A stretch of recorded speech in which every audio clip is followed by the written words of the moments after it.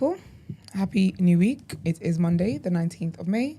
Welcome to TDA, the day after, your favorite news platform and the home of popular culture as defined by the culture. And as always, you have amazing hosts with you, and I'm one of them today, Martin Royalty. And they call me E-Man, the pro-black activist, TDA producer and news analyst, melanin jam-packed. The sound is giving jam-packed. And of course, Brent is here. Morning. How was your weekend? I had a lovely, wholesome weekend. Oh. I did. My man's met my family. Come on. I know, right? About to take me up the market, I'm joking. Yeah, it was very wholesome and very lovely. I had a lovely weekend. I was socializing all weekend. You know how that takes me out. I'm tired today. I'll be honest, my alarm went off. And I was like, damn, like, Brent, don't you have somewhere to be? Like, but that was very nice. It was very wholesome, very lovely, and just sweet. We thank Was there God. any nervousness or anxiety attached to him first meeting them? Were you worried that he might not come across the way you know him to be, and any of that kind of stuff? Because Do you know what? first meeting is like an event, isn't it?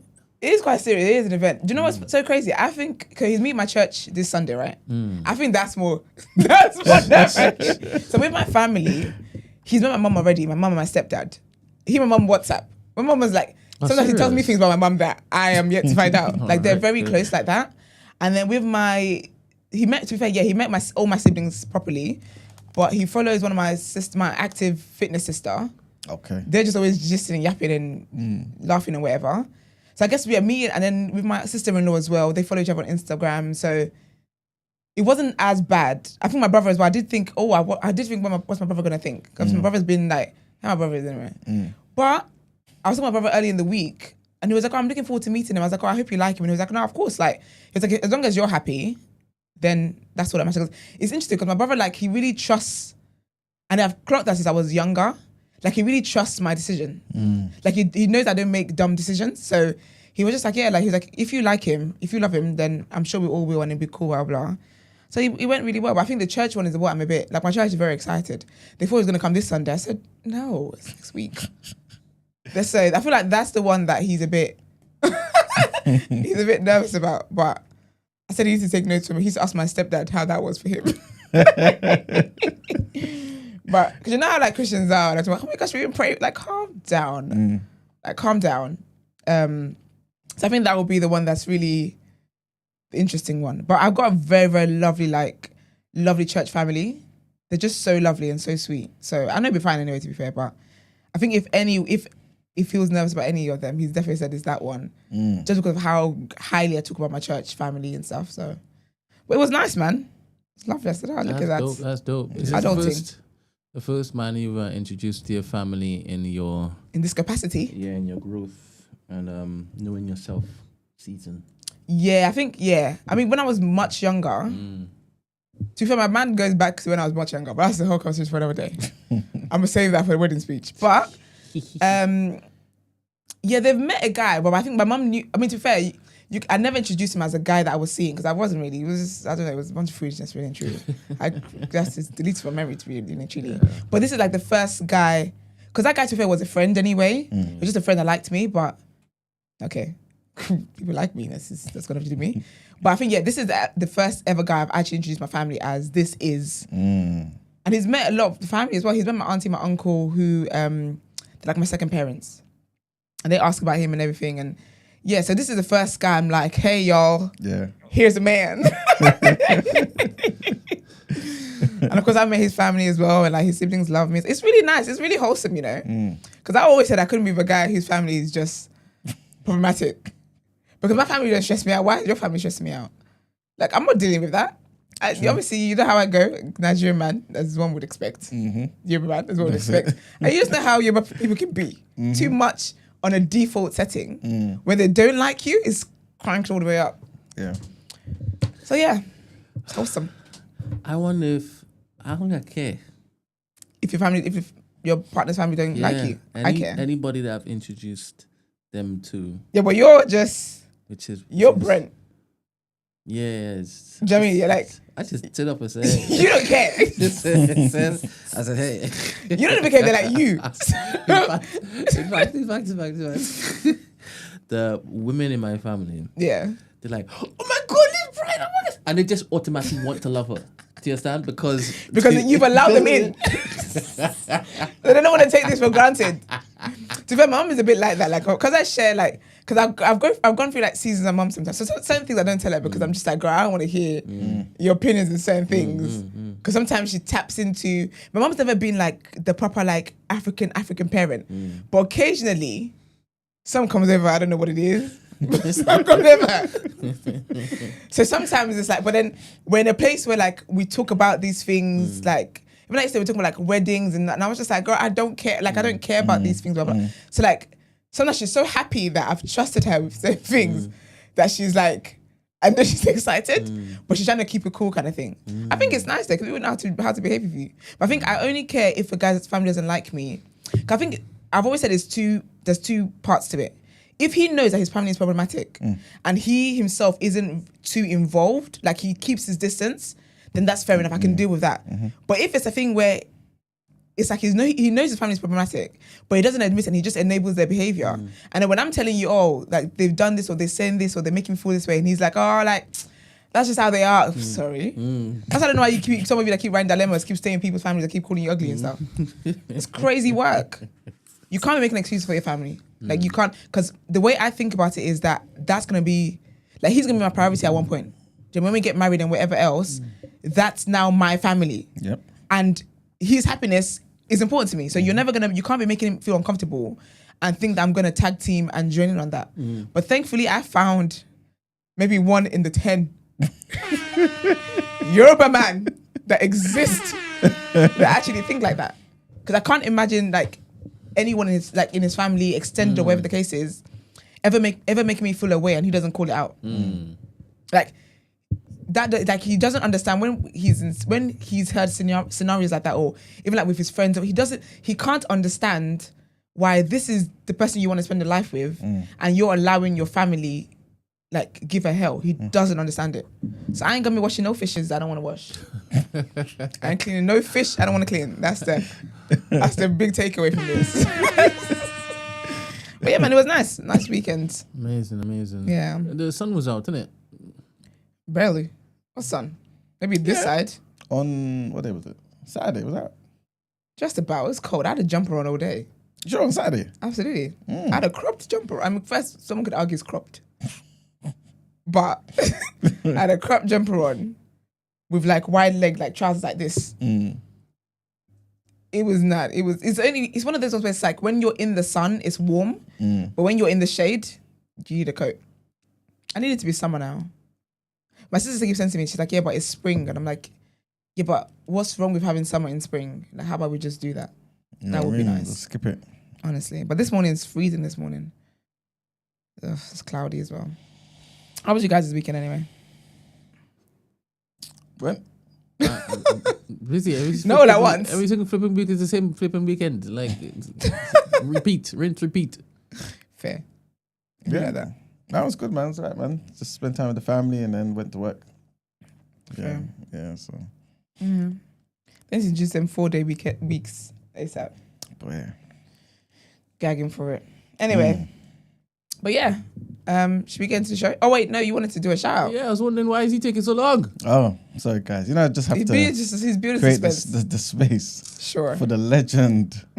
The legend, one of the greatest that the black race has ever produced. Okay, that'll do it. Happy 100th birthday to Malcolm X. Where the horns go? Thank you. Obviously, yeah, Black History Month, we would have given a certain amount of time to certain people. We've done it before. Absolutely. To people, to countries and stuff. So I figured, why not do the same thing for the great Malcolm X as well, innit? Many people know him, know his picture, might have seen or heard quotes around the place. But I feel like not a lot of people know him, you know what I'm saying? Yeah. You know what I'm saying? They haven't read maybe his autobiography and stuff like that, which, by the way, yeah, is mandatory reading, by the way. Yes. Okay. Like, even in like regular, top 100 lists of books, right? You would find it, you know what I'm saying? So just wanted to give a bit of information about the great Malcolm X, right? He was born, obviously, today, May 19th, 1925 in Omaha, Nebraska. Sorry, 1925. 1925, yeah. 100 I was years literally born a ago. whole 70 years after him. This is it. This is crazy work. But you see how his relevance is still here. Still there. That's You lit, know what I'm man. saying? And guess what his father was? His father was a preacher, but he was a Garveyite preacher. So he didn't preach Jesus. No, he 100%. But he followed Marcus Garvey. Oh, okay. Yeah, yeah. So you know the flag I was carrying? Remember So that day? yes, big up Daryl Blake. Big up Daryl. Big up Daryl Blake. Exactly, yeah. So that's Marcus Garvey. So he was basically a pro-black Christian. We don't see a lot of those today, but it's all right, right? Okay. That's Marcus Garvey's father, right? And he was not obviously, but he was killed by white supremacists. He was killed by Marcus or Malcolm? Malcolm's dad. Malcolm's dad. Okay. Yeah, yeah. Oh, that's horrible. He was killed by and this was when Malcolm was only 6 years old. Wow. Killed by KKK members. It was a splinter Damn. group called the Black Legion. Yeah, they came to his house. They burned a cross in front of his house. Oh wow. Yeah, the guy had obviously Malcolm's father. Yeah. He had like guns. He was prepared. He was ready. He was a Yeah. strong. He wasn't one of these scared black people. He knew You where know he what I'm lived. saying? Yeah. And when he reported it to the police, they said basically they thought he did it himself. They said he did it himself. He burnt his own house, his front of his house, and all that sort of stuff, to claim on insurance. An excuse. Right. Obviously, they didn't care about it. And then shortly after that, he was killed. They found his body on the train tracks. Really? And they basically said he killed himself. Imagine. And they said again. So he did all of that to his house. Then he went one Yep. step further to then kill himself. Yeah. No, that's Yeah. very smart. When they've seen the autopsy, they've seen that the wounds are not consistent with someone who We've would do this done them himself. themselves. You know what I'm saying? And yeah, so when his mother tried to claim insurance, they denied it because the coroner So said, it was suicide. there you go. That's horrible. His mother was institutionalized as well, and this led to the whole family being put into foster care. Family, was just decimated. His mother was what? Institutionalized. So she was put into, Oh, yeah, no. exactly. She was also another strong pro-black woman. She was mixed race. Yeah, she was mixed race.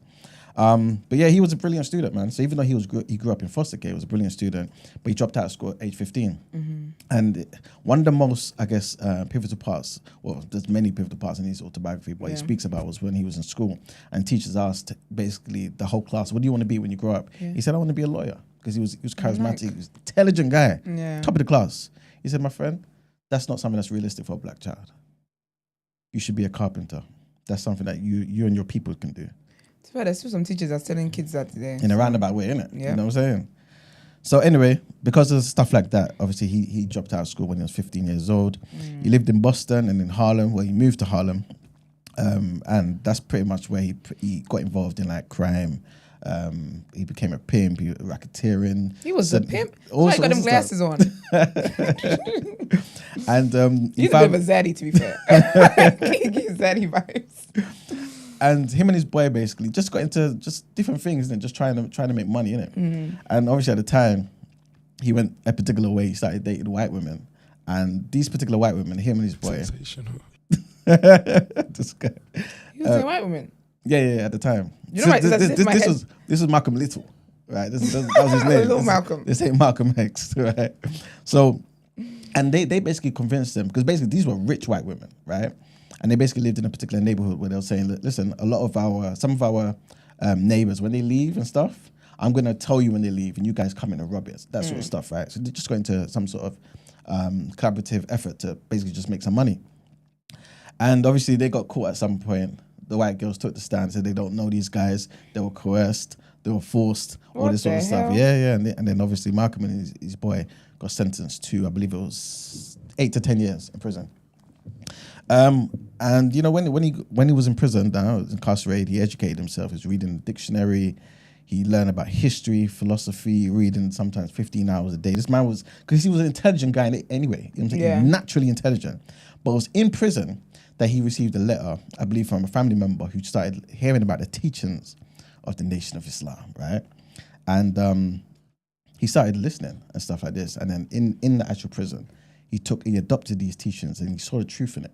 He saw it was something that he could recognize as well, because a lot of I guess the ideas of the Honorable Elijah Muhammad are paralleled with Marcus Garvey's teachings. You know what I'm saying? Do for self, economic self-reliance, Yeah. all of these things, right? So he's kind of familiar with these things because of his parents.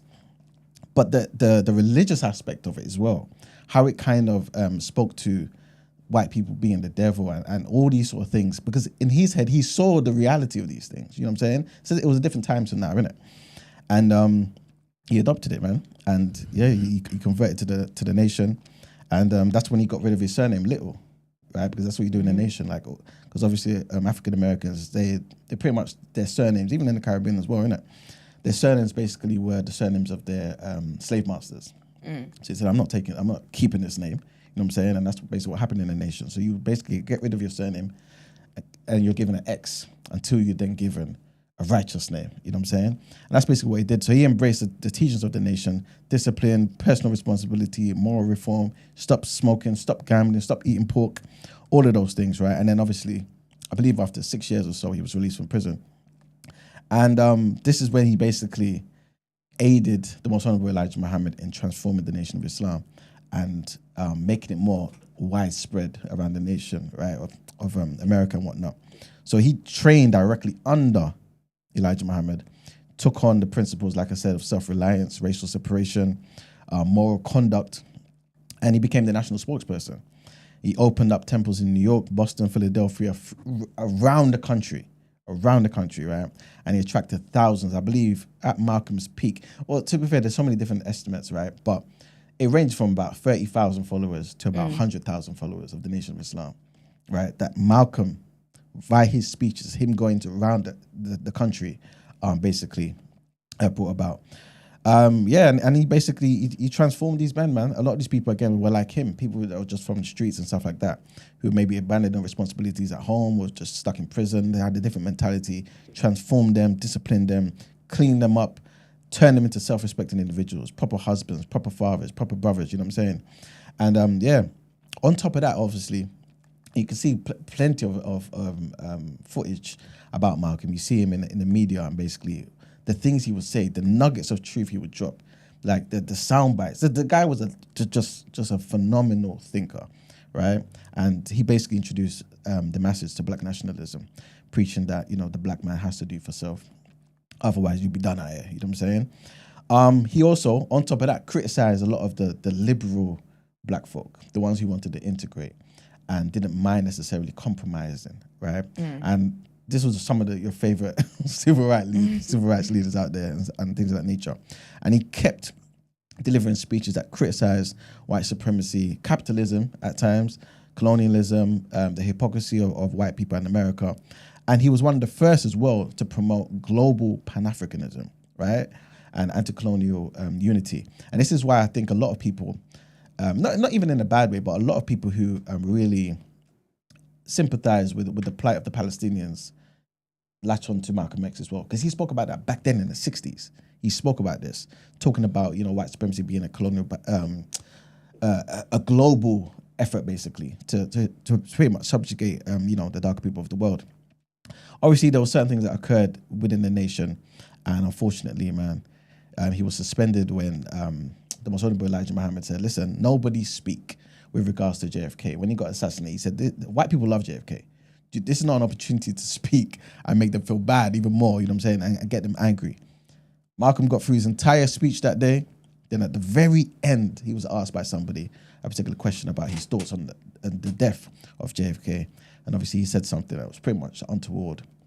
And there was truth in what he was saying, of course, but it was just that he was told, don't do this, because remember, we have an agenda here.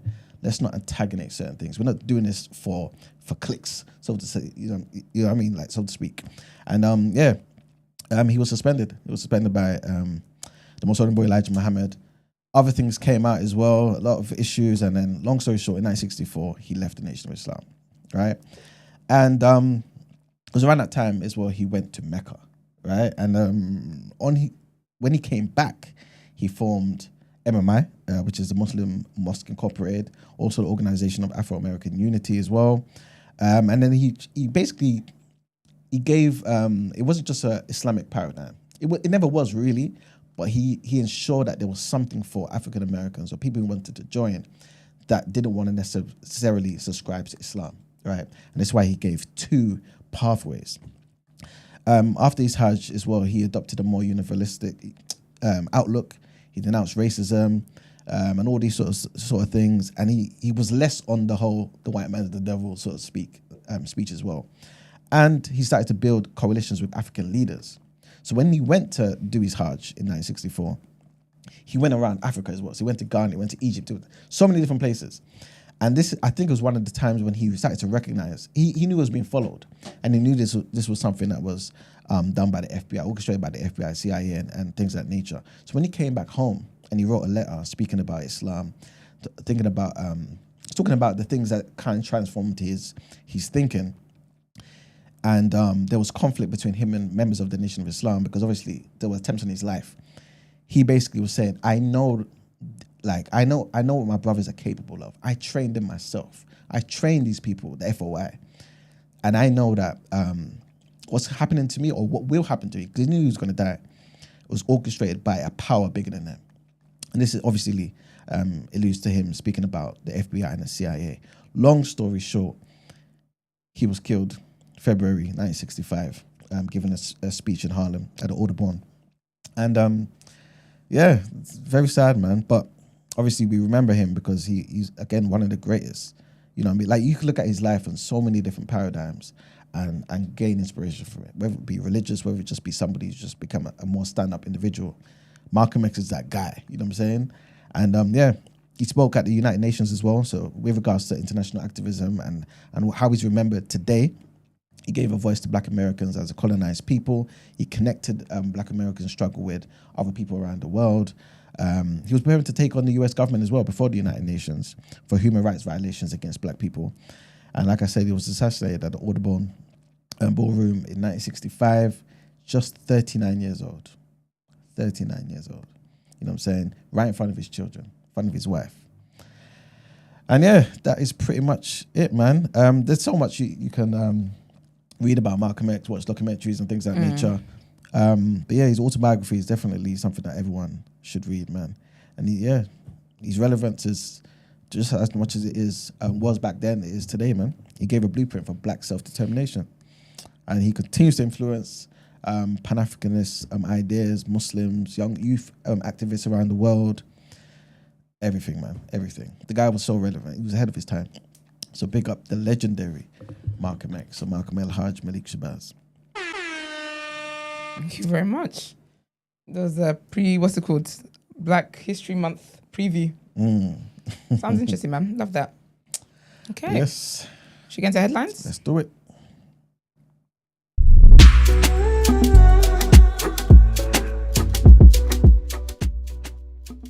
What did I miss? I don't know. Maybe y'all can tell us. Three people said that you miss. You're skipping over the main part. What's the main part, people? Please tell me. Yes, just go white girls, so I don't think it's that. I mentioned all the things that I thought was relevant about Malcolm's life. But again, tell me, man, so I can tell the people. Let me know, people. Our first headline, man. Sad news, man. Former US President Joe Biden, 82 years old, he has been diagnosed with prostate cancer that has spread to his bones. Yeah, man, it's an aggressive form. That's sad. He left office in January. He was diagnosed on Friday after he saw a doctor last week for urinary symptoms. The cancer is more aggressive. It's an aggressive form of the disease characterized by a Gleason score of 9 out of 10. This means that his illness is classified as high grade and the cancer cells could spread quickly. Biden and his family are said to be reviewing treatment options. His office added that the cancer was hormone sensitive, meaning it could likely be managed. After news broke of the diagnosis, the former president received support from both sides of the aisle. President Donald Trump wrote on his social media platform Truth Social that he and First Lady Melania Trump are saddened to hear about Joe Biden's recent medical diagnosis. Former Vice President as well, Kamala Harris, who served under Biden, wrote on X that she and her husband, Doug Emhoff, are keeping the Biden family in their prayers. Next headline, and negotiations for a deal between the UK and the EU are still ongoing, hours before the Prime Minister hosts a UK-EU summit later on today. Sir Keir Starmer will meet European Commission President Ursula von der Leyen for the second time in 4 days as he aims to strike a deal with the EU on a range of issues. This could include a youth mobility scheme allowing UK passport holders to use EU airport e-gates and announcements on trade, security and fishing rights.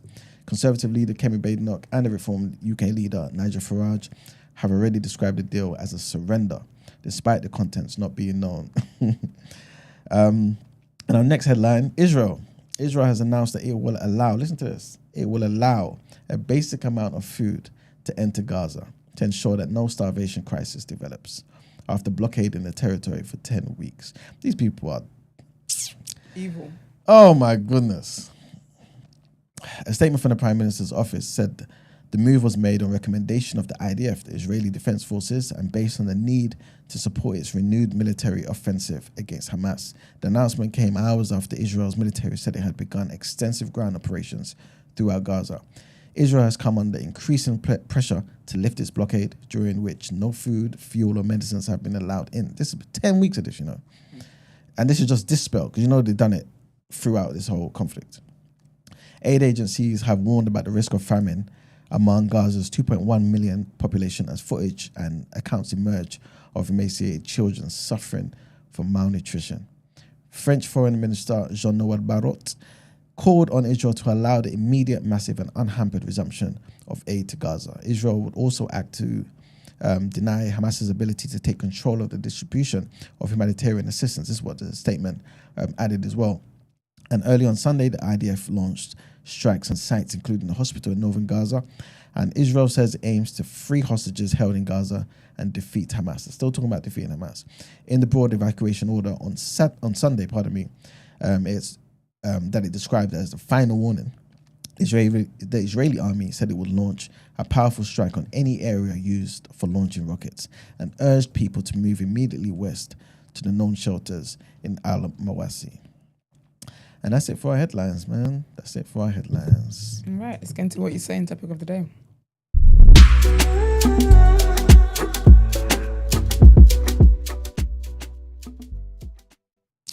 All right, people. It seems like this is becoming commonplace. People say I got something wrong, but don't tell me what it is. Why have they disappeared? That's what they do, Brent. That's what they do. It's just to throw a stone and run away. Anyway, listen, this is for the edification of the people. If I got something wrong, or if I list something out, please let me know, man, so I can tell the people. You probably didn't, man. They probably just, I don't know, man. There's a lot going on in the streets these days. Please don't be stingy. You know what I mean? Like, we're out here sharing information. Yeah. Up and down the gaff, and you can't even give us one information. It's a damn shame. Anyway, on to important things. Topic of the day. So this was given to us, or given to me by... Like, none of them, you know, all three of them. None of them. None. Are they waiting for one of them to speak? For, you know, Brent, you know. Oh, I appreciate leaders sometimes, you know. God damn it. Big up Malcolm. Yes, this was given to me by the Queen of BOE. Big up Christy. And it's a clip. Sounds about fair, considering the topic. And the clip, Brent, if you don't mind playing. It's basically of a white woman basically expressing her thoughts about a particular incident that happened with her family. And I guess the question is this performative or is this person a genuine ally? Because everyone's talking about, invite us to the cookout. I'm going to read some comments as well. People are quick to invite people to cookouts. You know what I'm saying? Some of you are even going to the cookout empty-handed. So what are you talking about? Wow, how dare you? How dare you start inviting people? Okay, imagine. You didn't contribute one hot dog to this cookout. Damn thing. Talk about invite people to the cookout. Shut up. Shut up. Cookout's never been at your house. We want to invite everybody to the cookout. Diabolical. Anyway. After she made a racist comment at a family meal. So we're out for this family meal and my cousin who's in her 20s was there. She's the kind of person that starts conversations with, I don't mean to be rude, but knowing full well she's about to be rude. She looks up just as a black couple are walking into the restaurant. She turned and looked at me and said, I'm not racist, but why do they always dress so loud? I just looked at her and said, no, that is racist. You're being racist. She said, no, it's just an observation. And I said, well, my observation is you look like a tramp, but I don't go around telling everyone. She looked really shocked, got up and went into the toilet, obviously upset by my comment. Her mum, my aunt, scolds me for being rude. I asked her if she heard about the comment that her daughter made, and she said there wasn't any need to be mean to her. I knew I wasn't going to get any with them, so I just decided to go home. I get a text later off my cousin saying I humiliated her in front of the family. And I said, well, good, maybe you'll think twice about saying a racist comment. Now, half the family, including my mum, think I was too sensitive about her comment, but I don't care, I'm standing by what I said. Maybe I didn't need to be quite so mean about her, but I was trying to get my point across in a way she'd understand. Am I wrong? Am I wrong for making my cousin cry after she made a racist comment? She's just discovered that half her family are racist. Tell me I was sensitive about it. Have you guys ever seen that video? Please let me know if you have. There's a guy, there's a couple, there's a woman and her daughter trying to check into a hotel. It's in America. Do you know the It's Above Me Now video? So where that saying comes from, the woman was then basically racist to the guy. So the guy was like, "You're racist. We've cancelled your booking. We cannot accommodate you. You have to go somewhere else." She's like, "Oh, I know, but I just shouldn't have said." I think she called him the N-word or something. It's like, "Oh, I'm sorry. I know I shouldn't have said that." Then he was like, "It's above me now. Like, it's cancelled. It's done." Then she goes, "My mother just died." He's like, "I'm very sorry for your loss, but again, it's above me now. You shouldn't have said what you said." Like, her daughter comes in because she was outside. Comes in. She's like, "What's going on?" And she's like, "Oh, basically he's cancelled the booking." And he goes to her, "Yeah, your mum was racist to me, so yeah, there's a booking." She goes, "Her mum just died." And he was like, "Yeah, I'm sorry for your loss, but again, it's above me now. You both need to leave." Why people they think that you're being too sensitive, and they feel like they just think you're being too sensitive, and anything else is like it's almost like you can't give them the same energy because then you've taken things too far without understanding how harmful their racism is. Look at that woman, man. Yep. Look at that woman. To be fair, do you know what? Maybe the cookout conversation can run because there are black people that should be disinvited from the cookout anyway. So I guess the white allies can take their place. Where? I wouldn't mind that. At the cookout. If Uncle Sammy is not allowed anymore, just invite Margaret along. I think it works. Well, Ben, what's your thoughts on that? I'm going to read out some comments. Are you inviting her to the cookout or not? What for? Enjoy. Be merry. She went out with her family. Couldn't even have a great meal without them throwing racism all over the place. Can we allow the woman to come in and have a meal? So I told you guys I'm very tired today. I'm not taking anything seriously. I'm trying to understand why this is a topic. I'm trying to understand what the opposing, contrasting views are on this. Why is this on Shadeborough? Because you know what? I mean, that's a different conversation. And that's just the answer is in that, whereas on Shadeborough. Because it's a conversation that it gives them good engagement. I'm seeing other comments too. Of course, it gives them engagement. Yeah. But that's the kind of conversation people like to have. But I think the bigger conversation around it, though, is pandering to white people who are what the basis should be. Like, in an ideal world, nobody should be racist. Do you know what I mean? Like, nobody should be racist. Nobody should be saying hateful things. But then when we do, it's basically congratulating a fish for swimming, basically. And so it's always when people, that's why people are so quick to be like, "Oh, invite them to cookout, which obviously is a hypothetical thing.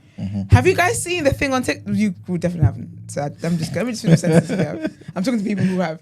Have you guys seen the thing on TikTok of all gingers are black? Yes. yes. I saw a black girl doing I don't know what you call it. Is it a stitch? Yeah. Where you're talking to somebody else? Yeah. So if you play something like a snippet of someone's video, then you respond, then you cut to yours, right? But I don't know. No. This person was talking to a ginger man. He was kind of lying down with his head back. Oh, okay, fair enough. And then she was saying, "Do you think you're black?" He was like, "No, I'm English, man." So that's the only thing I've seen. I haven't seen anything. Oh, okay, there's a whole thing about all gingers are black. I don't even know how it started, but I've seen funny parts about. Obviously, there's a woke side to the conversation, blah blah. But I like the funny side of it, where there's like a black girl. Oh yeah, there's a black girl and she was with her ginger friend, right? And they must have clinked. And she's like, "Yeah, 2 black girls at brunch." Clinked. What's clinked? Like you clink the glasses. Ah, okay.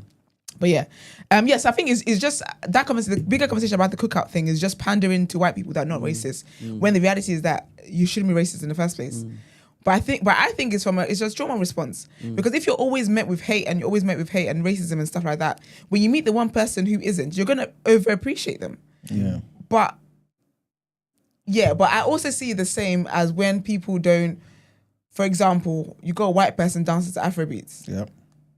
All of a sudden now, we're making the biggest noise about it all. 100%. Or you got a white person speaking patois. Well, where's Dirty Yardie? What's his name? White Yardie. or they're speaking Yoruba or something, and all of a sudden I was like, oh my gosh, that's a hero. But I just never seen white people congratulate me for speaking English. At all. To fact, my racist Russian teacher, she was shocked I could speak English, and I said, "Can you?" She was like, "Oh, can you speak English?" Yeah. I said, "Yes, I can. Can you?" Because girl, Exactly. you don't sound like you can. Thankfully, she taught maths, so it wasn't much. She didn't know the numbers really, truly. But yeah, so I think it comes from that. If it's like a trauma response to people, but I do think black people are always excited to just celebrate things that we do, but never when we do it. It's when other people do it. We're so excited that, and it's that seeking white approval. It's quite sad. 100%. I think that's what got us colonized in the first place. You see somebody Yeah, come you and see you be them like, as oh, bears wow, us. come and welcome, come into the land. And that's the thing, we're too like, come one, come all. Yeah, don't And it know. can't be that. Because look at what happened in Sinners. Exactly. That's a great story there. That's a great, Exactly. look what happened in Sinners. And I feel like his message was intentional to remind people. Stop letting people in anywhere. Yep. I don't know, man. I mean, obviously, I've got white friends and stuff, and I appreciate my white friends, but I'm not going to look at my white friends and be like, oh, you're black. Or like you have the past to say, like to make black jokes or do, like, don't be silly. I've got a ginger friend. You haven't. I have one. Do you think they're black? No? Yeah. Wait a minute. The different question is... Is ginger friend, He's... He's what? is black adjacent? No, but he is... He He's behaves been like around he black is. people for his entire Does it life, act and black? I don't know whatever that I don't looks think like. he acts black. He raps. He's a rapper. Hip hop. Yes, hip hop. Yeah, hip hop. And black people put him onto that. I probably see him chilling with more black brothers than I see him with white brothers. To be fair, that's fair, because, but again, because I think stuff like that is not a big deal to me because I just think it's, you gravitate towards people that have an interest or people that you admire or people that you like or whatever. I think the issue is when you start taking on what you believe is the personality of these people. Do you get what I mean? He's always like black girls too. And he married a black woman. Well, there you have Really? it then. Yeah. Oh, serious? Yeah. Big up here, man. Okay, nice one. I like him for true. Yeah. But is that true? Is that a way to get into the cookout though? Because you heard the seasoning is on point. You know what I'm saying? You just do Absolutely. it to get Have you ever entrance. eaten raw chicken? Have you ever eaten bland chicken? No. There you go then. I went to can't a go restaurant backwards. one time. They forgot to season my flipping sea bass. And then he threw up on the table. So to be fair, if people want to come in on account of seasoned food, fair. Hold up, there's a clip that Stacey just sent. Let me just play it for you. I hope it's the origins of life now. It's easy to be an ally when you know that the game is rigged in your favor. It's easy. What do I have to lose? He's frustrated. Got a couple black friends. I look cool on the internet. No, these lapdog ass niggas is tail wagging, ready for a white person to give them some fucking approval. Yeah, come on over. You're invited to the cookout. Come on over. Yeah, gingers are actually black people. Come on over. You fucking lapdog ass niggas. Tail wagging, tongue out. Ready for some fucking white approval. You niggas make me sick, man. Niggas make me sick, bro. You niggas lost your fucking mind. Bending over backwards trying to kiss white folks' ass. Every day. I'm not arguing no goddamn racist. I already know you racist. I don't need to change your mind.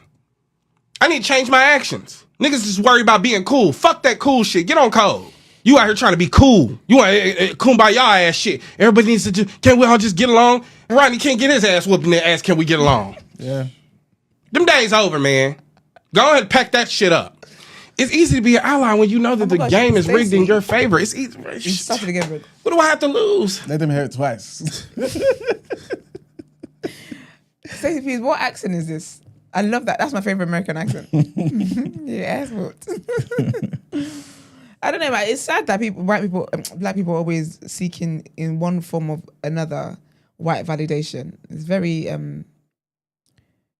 pathetic to say the least. 100%. But also, they did a great number on making us believe that we're less than. And the things that come from us, the things that we own are not as good as theirs. Yeah. And And so I can't blame everybody for not getting to a point where they see that.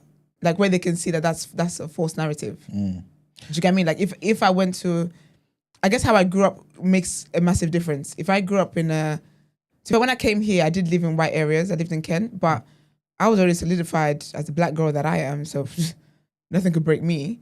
But then if I grew up in a case where I grew up in Essex, for example, and I was constantly just white people and constantly made to feel like I was less than, and then my family don't reaffirm my blackness, I can see why someone would then grow up and be like, and align with that. And so it's tricky. We can only just hope and pray that they, snap out of it. Yeah. So I can see both sides, but I don't think, but just because I can see that side doesn't mean that it should be allowed. Because that's where that I would then educate you and let you know why it is that you think that way, and that it's not facts. 100%. I was going to say something about, I think for me, I just see it as, why isn't just having black people there enough? I think that's my mentality. Like, why is like, oh yeah, they invite, let's get some people in here and let's become more direct. Like all the time is us thinking we need to include. Who even started this? One idiot somewhere. I don't know. Because when you actually think about it, what you just said is enough. Like, why isn't the black people that are attending enough? That's it. Why can't you just say, oh, like, big up you for standing up for your truth and standing up to all the white people in your family or whatever, what I'm saying? and that's enough. Like, why do we have to then reward them and say, oh yeah? To be fair, I guess it's come from a place of you're safe enough to be around us. Yeah. Because typically we wouldn't want to be around because we don't know who's safe for us and who's not. So, do you know what? You're safe enough to come and be with us then. White people love a black party as well. Have you ever been to a wedding and white people, they can't believe that we just have food and drinks in abundance in such a manner. Whenever you invite my white neighbors to our barbecues, they could never believe it. They just couldn't believe it. Free entry and all. Take away. What? Do you find it weird when it is you go to black barbecues and there isn't plenty of food? Absolutely. What? Yeah. Why are you I find hosting? it so weird. I think why are you hosting? Why are you hosting people on a diet? That was silly. You shouldn't have invited me. You should have invited the closest people, the 5 people that you can afford to feed. And it's just like a selection. It's a hot And you dog, can't freaking know. hamburger. Yeah, and they police you as well. But that's not mom's worst nightmare. I always make sure there's more than enough. Like always more than enough. Always say, bring your containers, please, because I don't want to have to be putting all this. My stuff mom in even the buys fridge. containers. Yeah, She prep like that. I remember one time I had a barbecue. The group of people were taking raw meat home. The meat that hadn't made the barbecue yet. Good time. We could work for good barbecues actually. Question. Good food. How do you do your chicken? Do you cook it It's first and then put it on the barbecue, like steam it No. or parboil it? None of No, that. you You can't just do it put like that. You put it straight on Oh, barbecue. you can't do it like that. No, we season it for like Yeah. a couple of days. Yeah. And we have different types of flavors. Mm. But yeah, no, we don't cook it first and then put it on there. How about you, Manuel? Oh yeah, I don't cook it, man. That's not barbecue then. That's Oh, grilled food. Is it? You can't cook something, boil something, you're just boiling it, right? And then put it on a grill. Like, that's not the barbecue, that's not a full barbecue. Because you're thinking you don't get the smoky flavor? Yeah, I feel like the barbecue should be like the grill, the barbecue grill, not the inside oven grill. Because that's also not barbecue, by the way. Just imagine putting food in the air fryer, talking about no, you're not throwing a barbecue.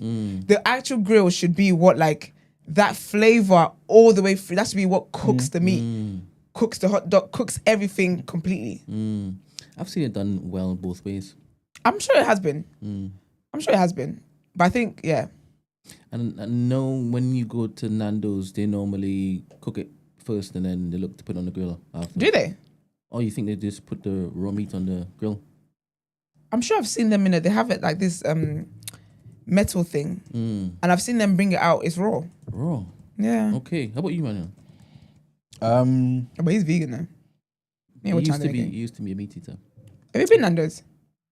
Yeah, of course. No, but not to eat like tofu and crap. Yeah, back in the day, man. Tofu? Do they sell tofu in Nando's? I don't know what they sell on there. Nah, It's nah. not my side of the menu. They got a plant-based thingy though. They Chicken. got a plant-based option. Yeah. What is it? Corn. It's like it's like I think it's actually, let me not even speculate. But yeah, it's a plant-based something. Okay, speculate, you're gonna get sued. In a wrap, in a pitta, in a burger. Oh, it's the bean thing. No, that's that they got that too. But they got another thing.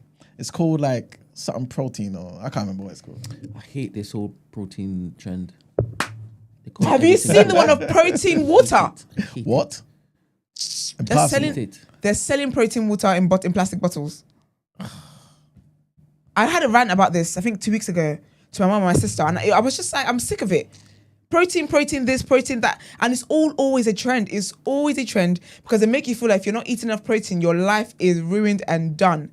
Protein water is where I said we've got to draw the line. Protein water. Like the marketing for the water was, this is, what are you talking about? Just shut up. I'm so annoyed. There's so many gym trends that are so unnecessary, and it's just a way to just make money. And then unfortunately, people that don't go to the gym or like don't know about these things are just scammed. It's all a scam. It's a Ponzi scheme. I'm probably gonna hear them on that scamfluencers. It's a podcast I listen to. They go through all the scammers. They did one on Hush Puppies. It was very interesting. Like they literally, it's like stories from around the world of the greatest scammers. It's mad. There's a woman that scammed her whole church and people that she had cancer. This woman was writing blogs and everything. Like, she made people believe she was gonna die, then she resurrected, then she died again. It was like people are scamming on a whole different level.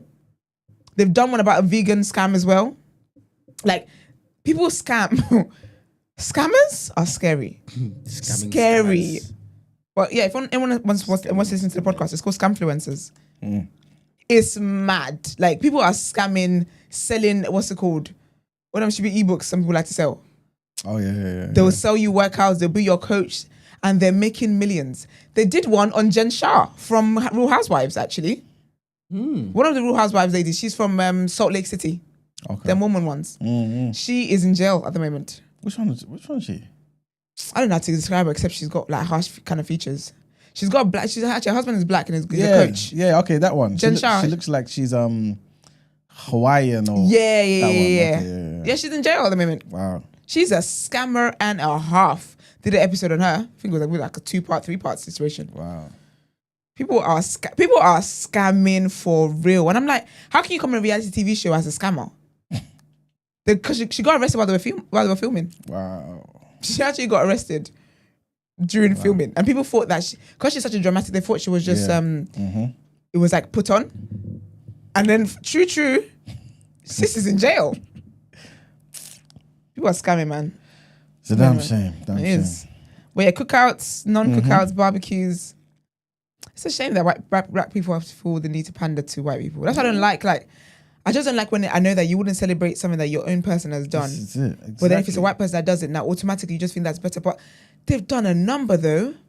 Do you know what it is to see like a black version of something and a white version of something? And when I say white version, black version, it's the same exact thing. Only difference is a black person owns this one and a white person owns this one. And you automatically give, the white one is automatically better. Yeah. Or you're willing to give grace to white businesses, but quick to complain about black things. Sad. What? Sad. But then on this other hand though, black people do that where they expect automatic grace and they expect to just take the piss because you're black like them. But then that speaks to, again, not valuing black people, because if it was a white customer, you go above and beyond to make them happy. And I've noticed that in shops and certain things that I do, and I'm seeing you be so nice and so warm and so bubbly and excited for this black customer, this white customer, white client. But then my black ass. Yeah. Especially back home, you know. Especially back home. It's crazy. It's horrible. Let me read some of the comments that people were saying when they saw the video. Someone said, "Nah, you're good. Invite to the barbecue." Yeah. She's not invited, or she is? No, as in you are invited. Come through. Yeah. Oh, okay, nice. Yeah, no, yeah. So he said, "Nah, you're good. Invite to the barbecue's on the way." Oh, okay. Someone said she can get a double scoop of oxtail for this one. Someone says white lady defends black people, our hero. But I think she was being sarcastic there. No, she was not. Was there an emoji after that? Yeah, it was like a walking emoji. Oh, okay, fair. Somebody said... Because our hero is mad. Somebody said, "We thank you for your service." And that had a heart emoji. What colour heart? Red? You know, the hands one. Oh, yeah. Wow, so we're together. They should have made one white, one black. Isn't it? People were just happy in it. Oloni was there. She said black people in the comments saying she's invited to the barbecue. Did you not watch Sinners? She probably hated her cousin already. Hell, there you go. There you go. I think black people are just used to being hated, and it's quite sad though when you really think about it. They're used to being hated. That any crumb of love is like exciting to receive. Yeah. Before we wrap up though, I did want to ask the question of, do you feel like sometimes it can be difficult though? Like, are we sometimes harsh? Because some people do go out their way, right? And should they be invited? And the reason why I'm mentioning this is because we don't really need to really touch on it, but I just wanted a segue to let the people know about an update with Gary Lineker, basically. Because obviously he stepped out of his way to speak about what's going on with the Palestinians, isn't it? Yeah. Man, the guy's going to quit. They got him out of it, man. They got him out of it. Hate to see it. He's expected to quit the BBC on Monday, so today, over the anti-Semitism row that erupted after he shared a social media post featuring a rat. Do you know, fair enough, man. No. Because sometimes I can't be bothered, man. I'll be honest with you, if I've made enough money from TDA, because I'm not even a greedy person, you know what I mean? If I've made enough money from TDA and people are talking about, I should do this, I should do that. All right, then, go and eat my chair then. Like, man. There's 10 people all over the place, poor guy. What do you want to take it back in blood? Fair, man. Sometimes I can't be bothered. Especially when people are now out here talking about, remember the woman that said this is a repeated offender? Yeah, it's not right though, man. Like, it's not right. Like people knew. Well, I would like to think they know his intention is not to hurt people. Innit? The man is just saying, listen, stop the indiscriminate killing of people who are struggling to defend themselves. You know what I'm saying? You've displaced 1.9 million out of 2.2 million people already. Crazy, man. When is enough? And he's just shedding light on the fact that Zionism is rife. And because there's a rat thing that he didn't know, because he's not Jewish, he doesn't know about everything that's Jewish. I think they should just educated him and just moved on. He didn't add it himself, you know. He's focused on the actual post about Zionism. And then he messaged, this is Gary Lineker. The nation loves him, you know. They should have just, what's it called? They should have just educated and moved on. Because you love education so bad, innit? It's not enough. When it's black people, you want to be educated. Tell me why this is racist. Teach me how to not be racist. That's what they say. Teach me how to appreciate your people. Your people. To be fair, Mo said, back to the cookout thing, Mo said, I do think if a black person was speaking Chinese fluently, they'll be impressed or embrace their culture.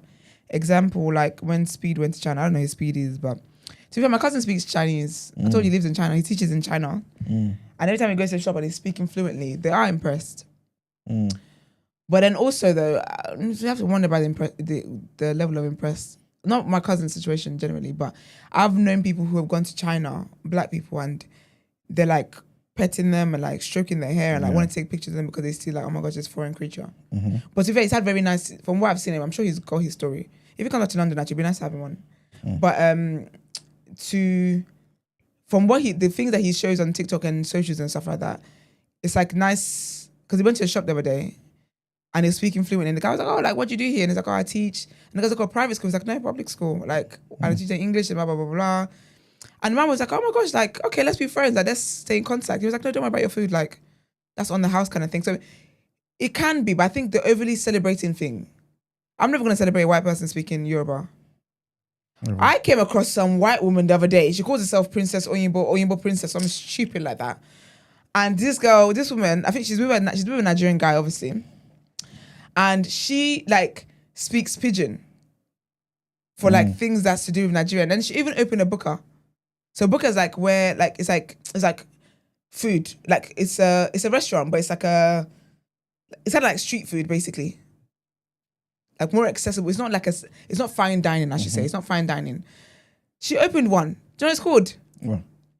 Princess Oyinbo Princess Booker, something stupid like that. I said, you're right. And she's out here selling all the foods, all the traditional foods, the Igbo ones, the Yoruba ones, all the foods. And I saw that. So she's a British girl. Of course she is. And then she's, I don't want to say what I want to say actually. It's never the nice ones. I'll let you think what you think I'm saying. It's never the nice one. She looks like Angela. Do you remember Angela and Michael? Who? Michael and Angela from 90 Days Fiance. You know Michael. Michael and Angela.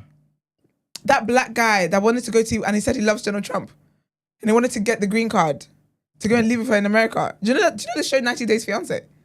I think I've heard of it. It's always like long distance relationships and whatnot. Of like people, yeah. So he's Nigerian, Michael, good old Michael, Yoruba guy. And obviously Angela is an American woman, right? And they were in a relationship or whatever. And then he goes visit, and she goes visit him in Nigeria. Then he's obviously trying to he's trying to come to the US. This is before Trump going presidency first time. He's talking about, he loves Trump and whatnot. It was a whole thing. Please, I'm sure people in the chat remember Michael and but Life of Bod gives me he remembers. He must remember. But yeah, so she looks like Angela anyway. But yeah, so when she's doing like Nigerian film, she's about Nigeria, she'll be speaking pidgin and whatnot. But then, and you know she's got a lot of Nigerians in the comments gassing her up. Of course, 100%. Look at people that are not invited to Cookout. Those black people are not invited. But anyways, when she's doing her ads, she's so cringe as well. I don't think she's all the way okay. Not in a rude way, but I genuinely think that she's like a bit, I don't mean this in an offensive way. She's slow. She's a slow one. But when she's doing like her TikTok ads or whatever, she's speaking in her British accent. Yeah, there you go. But when she's amongst the people, I guess, she's speaking pidgin. And I know they're hating her. Nonsense. Apparently she got the surgery. What's that mean? Someone in the chat said Angela got the surgery. Yeah, she did. She tried to do. I think she did like maybe like a gastric one to lose weight. She's had like fillers. She's had a facelift. Angela is clapped. I'm sorry. I don't typically call people. I think everyone is beautiful in God's sight, but she's abusive as well to Mr. Michael. Then again, he cheats for fun. Oh, Michael. But then I did wonder because I know he's not attracted to that woman. Of course not. Emmanuel, one time, they went to see his mum. Yes. And you know how like snail is a delicacy? Yeah. Their mum offered her snail. She put it in her mouth. She didn't like the snail. Do you know what she said to him? Oh my gosh, I really don't like the snail. But she didn't want to like spit it out. Yeah. She's like, oh, kiss me. She told him to kiss her so she could pass the snail like a baby bird from her mouth to his mouth. Terrible. I said, for a green card. Can you imagine? To the boys, it's your fault. Look what you have our people doing for green cards. All that, I think he was denied. I don't think he ever made it across to America. Serious? I'm sure he was denied a couple of times. I don't think he ever made it across. But they were like, they ended up being the star of the show. I think they even had their own spin-off show. Like, it was serious. And when they weren't filming like in person, they were filming via Zoom. Crazy. That is one of those like, yeah, Michael and Angela, they're always famous. Crazy pair. I couldn't believe the things he was doing for a green card. Then again, I'm speaking from a place of privilege. I understand that. But I'm sorry. I can't even eat snail. Like, fresh. I'm definitely not doing it after it's been soaking someone else's saliva. That's disgusting as hell. Because in my mind, snail is a bit like squishy texture. When prepared, obviously. It's extra squishy. That beat to Brixton. How about conch? I don't know what conch is. Actually, I've heard conch. I think you told me about conch. Snail, innit? That's what? That's still snail. What animal is that? Like sea snail. Oh, is it snail one? Sea. Conch. Nah, man. It don't even sound right. I taste anything grilled, you know. I bet you will. I wouldn't taste it. I don't get green grilled though, because I don't even know. Conch sounds mad. apparently it's a aphrodisiac as well. I bet it is. Like oysters, they say. But I'd rather go the natural route. You know what I mean? I'd go the natural I route. haven't tasted an oyster. The natural yet. route. Bill foreplay will get me there. Taste So. an oyster just to say this is why I think I didn't. Have you had an oyster? I wouldn't like it. No, I haven't. But I gonna say, want to taste it so I can then say I knew why I didn't want to taste this. Oh. Yeah. But it is it's an I can't say it just aphrodisiac. yet. But I wonder why though. Is it because it's slimy? You nasty people. I wonder what makes it that. But nah, I'm good, man. I ain't gonna not have to worry about me. Yeah, some of the conch that I see in the... Can I get a picture of conch, please? Yeah. Because conch sounds like it should be like an alcoholic drink, like a traditional alcoholic drink. Like palm wine. Yeah, for real, innit? Do you know what I mean? For real. Conch? You know, I just have conch your head. What's his name? That was so funny, man. There was a rapper who had a song called Conk. No, it's Was it a rapper? is it the Green? I don't think it was Conk. This is conk. No, it was a UK guy. Oh, is that? Which one is Conk? Because that looks like Akara on that first far side. I'm seeing mushrooms. I'm seeing a bit of tech. He might have to put my glasses on. I ain't seen no Conk. I'm seeing confusion, if anything. This is how I see it when it is I watch those videos. That's like Chris before my glasses are put on. Bahamas conch salad. I'd eat that. Looks like you know the Madeira cakes, them little ones. That's what it looks like. And then it's Oh, it's Chinese food. No, it's not. What part of the animal is that? And what is that an animal in itself? It's like a slug. It's like a snail thing, isn't it? Let me show you. Okay. Do you reckon people eat slugs? What we you see- doing can it? you Slugs see on a this here? stick. Probably. Can you see it in a shell? And then they take it out of the shell. And then they cook it. Are you on images? Yeah, you are. Look at the Actually. right hand. Oh, I'm not. You're not seeing it. Oh, sorry. I don't know why you weren't seeing it. Oh, it's Is that what they frozen. sent on eBay for £38? Frozen again. Hold up. Damn. How much pounds? 38 There. for a This bit is of better. conch. You see? Oh, oh yeah, That's what it looks like. No, I can't fresh do that, conch. man. So they take out the shell. Do you reckon they boil it with the shell on? Probably shrivel up, look like an old person's toe. I want to watch. If that's your traditional food in your country, let me know, please. Just out of curiosity. Anyway, stop inviting white people to cook out, man. Everyone's being silly. You're a big love seafood yourselves. person? Innit? I like a bit of seafood, but fish. I like fish. I found out yesterday fish is seafood. Oh, you didn't know? I just did that for fish. Do you know what I mean? When I think of seafood, I think like I prawns. see And, why you're saying. do you know what I'm saying? that. Yeah. Yeah. Because my man can't eat seafood. So I was like, my mum, he can't have seafood. But she goes, but does he eat fish? I said, yeah. And she's like, okay, so not, because my brother can't eat any kind of seafood. He's Fish allergies included? really bad. Period. He can't have any kind of seafood. So then I thought it was the same as my brother. I was like, oh, and my mum was like, yeah, fish is seafood. I said, that's how I found out. Literally, at like 9:30 p.m. last night, I found out fish was seafood. My mum was like, yeah, because it's in the sea. I said, fair. That will do it, fair. But what did you ask me about this? I do like seafood. I like fish. But in terms of like the other little creatures, it's just prawns. So if I like a lobster tail, not the full lobster, it's a bit overwhelming, but a lobster tail, because I feel like that's where the meat is at. I like that. What, I shark? love prawns. I would never eat shark. What? Because I would just imagine eating me back. But you're in the position. Yeah, but that's the power. thing, they never know. What did you say? I mean, I know that I imagine it eating me back. Oh, okay. One day. Like karma. Do you know what I mean? Like, am I going to see? I mean, I know myself, I would never do that. But let's say I go to the sea one time and a shark's like, oh my gosh, I smell my daddy in your breath. Next thing you know. But I would never eat shark though. I just don't think it would be the right texture of fish. Because even with fish, I only eat, I have a cod, obviously. Because that's the British way of life. Sea bass, I don't mind. I guess certain fish fillets, I don't mind.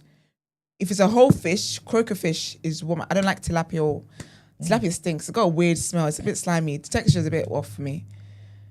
And that's it. So I'm quite picky anyway. Well, when you and your man go to Trinidad and Tobago, you have to go to Tobago and you have to try the bacon shark. You told me about this before. Bacon shark. Bacon shark. What's that? Can you like? get a picture up if you can, please? Ooh, nom nom nom nom nom nom nom. I'll be honest with you. I believe you because Man, you you put know me what onto bake doubles. is? I've been craving doubles ever since I had it. Yeah, that was amazing. Oh, you said bake and. Bake and shark. Oh, yeah, I thought it was yeah. bacon shark. I was thinking, what the hell's a bacon shark? No. Yeah, Bake. bake. Oh, so what you put Oh, the like a shark in the bacon bake? shark. Yeah. That's what I was But you like bake. Me. What's bake Yeah. though? Bake like bake's bread. nice. Yeah. It's like a how do you describe it? Oh, it's like a fish sandwich. Yeah. Yeah. But That the would bread's, taste but the nice. bread's more. Would you Oh, put that bread? looks good. Yeah. Oh, no, that you looks eat it. good. You would love this. I would love that. You would love this. Is it like the dumpling kind of bread? Like, is it sweet bread? Yes and no. Yes and no. Is there no Trinidadian restaurants in this country? Yeah. That like- I'm not sure if they serve bacon shark. Or is that? I'm not That sure. looks lovely. And Tibagonians, like Okay. Trinidadians can cook, Yeah. but Tibagonians, it's What's like the beginning? Is that Tobago? yeah. It's like That's a nice nationality. religion, like they proper go Is in. it? Yeah. It's like soulful. That looks so good. Practice is soulful. That looks like it makes me so happy. You know that food that just warms your insides. Bacon shack is amazing, man. Love food, Bacon man. shack. Anyway, any white people chasing a bacon shark? Okay, someone inviting the barbecue. Yes. Next headlines, please. right.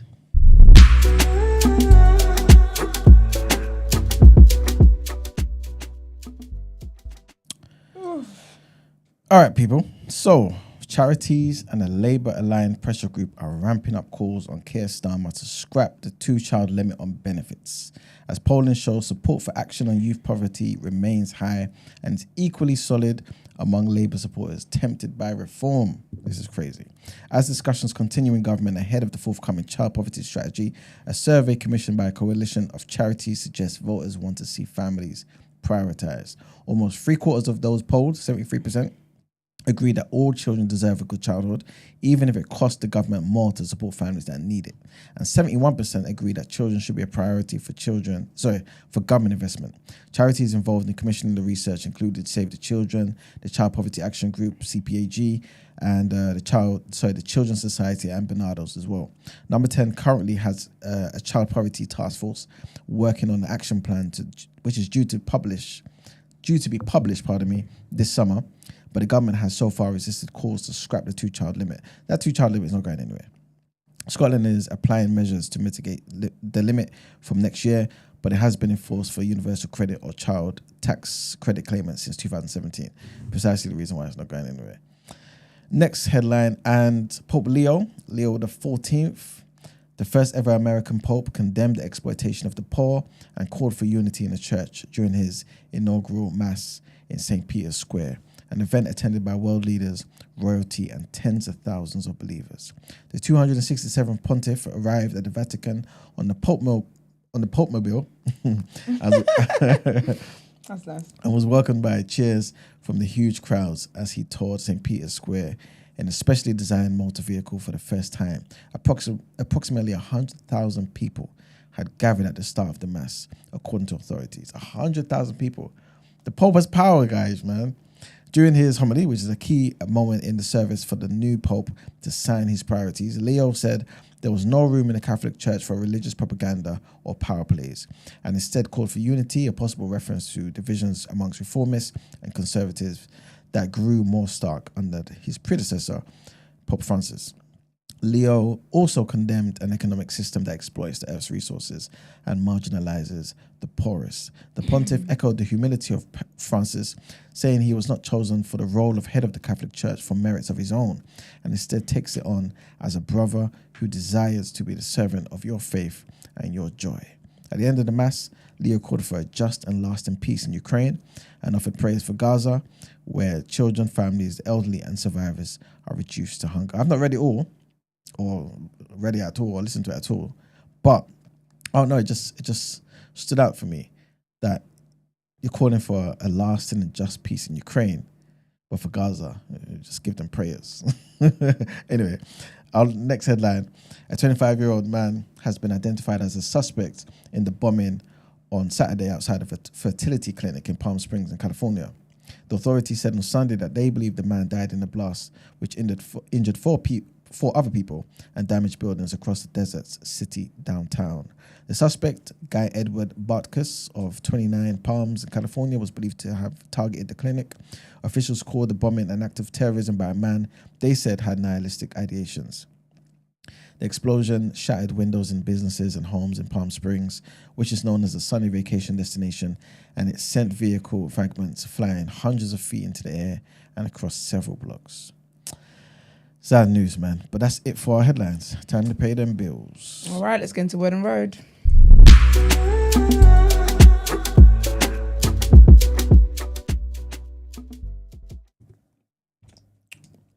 This is like what, day 5? Or when you do clownery, the clown comes back to bite?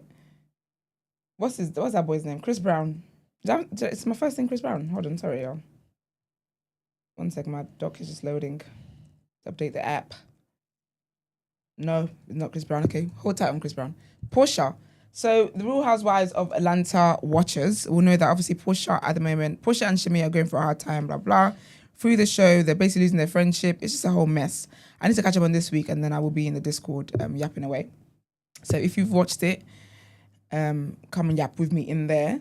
But basically, the other day, Portia posted on Instagram. So Shamia was on Breakfast Club. I haven't watched it yet though, but this is down my way home. But I haven't watched it yet. But she was on Breakfast Club or whatever, and of course, like everybody has been, they've obviously asked her about the whole, what's it called? They've asked her about her argument with Portia and whatever else. It seems to be coming up in every interview, but that's just the way the seasons typically work. So I don't see why it should be different for Shamia to talk about this when this is what everyone has done across since the beginning of these shows. But anyway, I guess Portia didn't like what Shamia had to say on there. So she posted and she said, I'm just going to say this. I've been watching episode, so she's watching the new episode, right? And she added Shamia and said, don't take it there. Don't simply imply shit about Diane Williams. Diane is Portia's mum. So I think this might be to do with the new episode. And she watched that, but it just happened to come on the same day when Shamia was on Breakfast Club. And she was saying, so I don't know if this was all a thing. But she's basically just saying to her that she's been keeping cute and keeping quiet. And that Shamia can say whatever she wants to say about her. But if she starts talking about her mum, she's going down the wrong road. And as she says, you're talking about my mum knowing what your mum did to my mum. So she said it was highly egregious. And she said, don't keep playing victim. Don't mess with my mum. Personally, I'd like to know what it is that the mum's got involved. If you're going to be on a reality TV show, I just don't like when we start talking in code. Can you let me know what happened? There's some woman I posted on my story the other day, elderly lady on TikTok, and she basically said that don't be out here talking about you want privacy after you brought your tea and your mess to social media.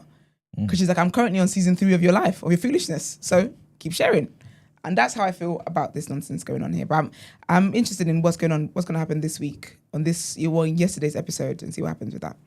Speaking of foolishness anyway, Chris Brown is locked up until further notice. His bail was denied.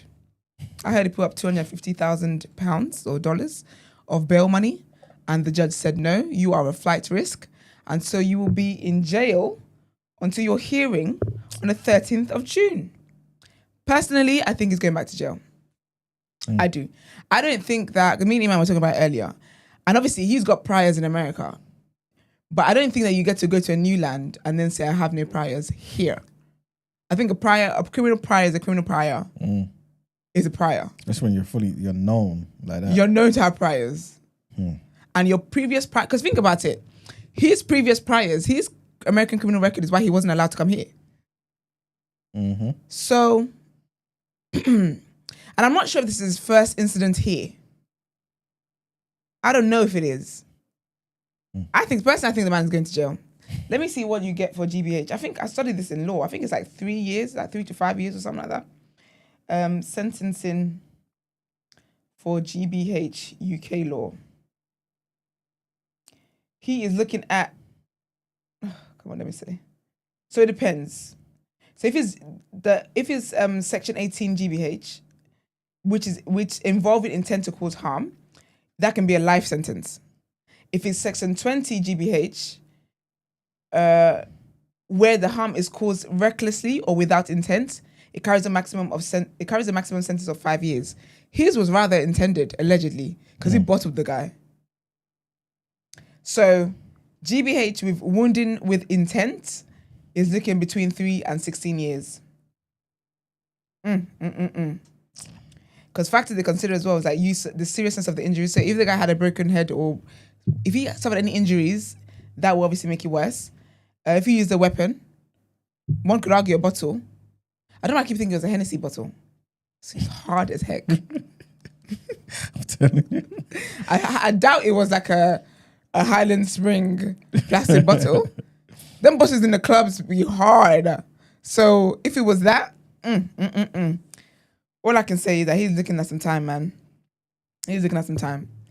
But we'll see. We'll see what happens. He's hearing. So obviously his tour's going to be cancelled anyway. I don't imagine his tour's going to be cancelled. Because also one of the things they tried to plead was that him not getting bail would affect like the money of everybody else that's involved with the tour, staff and all that kind of stuff, because the amount of money they put into it. But Judge wasn't caring, man. So sit your ass up in HMP Forestville, wherever he's at, Forest Gate, wherever he is. Forest Gate. Sit there. But yeah, man. So that's what his hearing is on 13th of June. His tour is meant to start on the 6th, I think, or something crazy like that. So it's all going to be cancelled, I reckon. It's all going to be cancelled. It's such a big risk. I'm so glad I jumped off this bandwagon when I did. Can I ask a question? Of course you can. Like before, no. Like Yeah. how would you approach this article If what? if you hadn't have the scales hadn't fallen from your eyes and This is what would have made the scales fall off my eyes. Oh, Because my serious? thing was always that I didn't think he was a violent person anymore. And then he's shown, like, so this was always, if I never found out the Meghan thing or whatever, this would have always been what made me be like, yeah, you're a sicko. But if I knew about the tour, I wasn't gonna spend the money. I'm not saying anyone else in concern if it's not free. I'm sorry, I'm not made of money. It's ridiculous. Like the prices of tickets these days now are just crazy to me. But yes, I feel like this is what would have made me jump off the bandwagon anyway. what's the tickets nowadays? These are, you're looking at like £200, man. And that might even be good seats. That might be the cloakroom ones where you see the shadow. No way. Actually, the shadow one's probably like 150. What are you talking about? You know, some seats are so high up here, you just see the person's shadow. It can't be By that the time they're done singing Love on Top down there, you just started from the top. It's a whole mess. Oh man. But yeah, I think concert tickets are just ridiculous. And I think because everyone is like, because we're clearly in a cost of living crisis. Because all these old acts, and I'm not saying because they're old they can't perform, but everyone keeps doing reunions. So all these people that I've never thought I'd see in my life again are now coming back to reunite the groups and whatnot. And then everyone with their reunions must go on tour. Let me see, I'm made of money. Concerts are expensive now. And it's that booking fee that Ticketmaster adds on that will really take you out. How much is it? Stupid. It's like when you pay, because it's included in the ticket. But it's like when you buy a plane ticket and they tell you that the plane ticket is £500, but then the taxes that's £750. It's just like, come on, let me silly. It's like doing anything in America with stupid tips, everyday tips and then tax and. I think that tip. I can't believe that. You know, that's like Stockholm syndrome. I think I don't know what the tax version of that is. But they can't. I don't understand how they've never looked to rectify that, to rectify being paid better, and instead you put the burden. Can you imagine? On somebody else to tip you. It's ridiculous. I ain't been to America yet. I do want to go. It's my list of plans of things to do. But you get whatever you get from me, boy.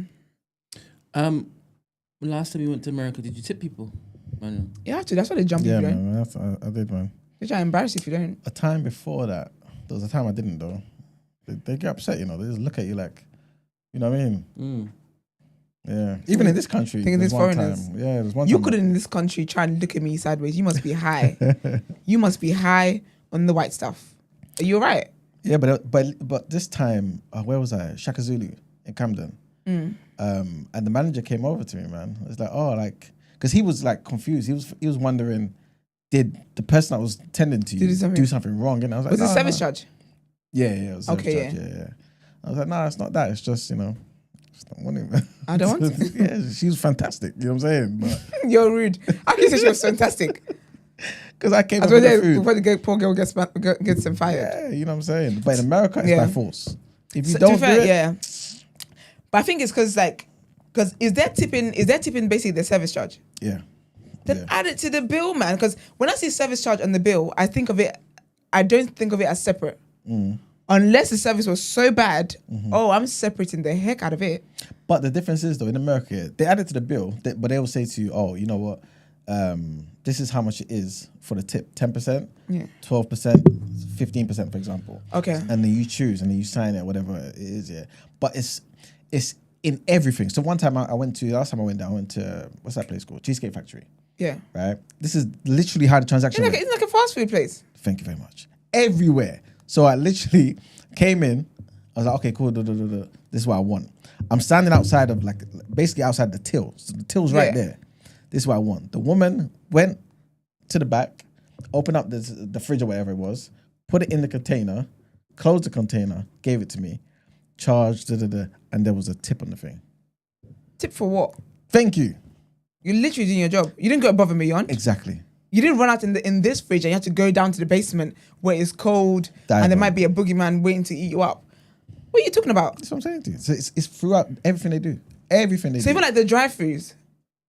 Probably. Because if you advertise a $7.99 meal, I'm expecting that bill to be $7.99. But there never is. Because to be fair, they always add the tax afterwards. Like over here, everything we buy is tax included, isn't it? Okay, yeah. But over there, that's they add the tax on top. So I'm not too sure about the drive-thru though. But it seemed to me that everywhere I went, there was a tip included. It's like if it was like a restaurant sort of. That's not part of my spending money. It's ridiculous. And I hate that the tax is always included afterwards. I just don't know why. Because even here, I hate that Nando's actual value is like £7, but the tax is like £4. And so now I'm paying £10 for Nando's. There's just tax and everything, and I think it's very silly. I think that if you get your salary tax, I don't see why every single thing that I pay on to after that should also be taxed. I've paid my tax, but then what I find what will always spin me is the inheritance tax thing, because the property that you're now taxing because I'm dead was taxed when I bought it. Yeah. How are you gonna tax it twice? It's horrible. There's always a way to just take your money. Mike in the chat says Cheesecake Factory is a sit-down restaurant. Yes, it is. Okay, but I didn't take it away. But the part I went to, exactly, I literally came in, I stood behind the till part. So the sit-down part was behind me.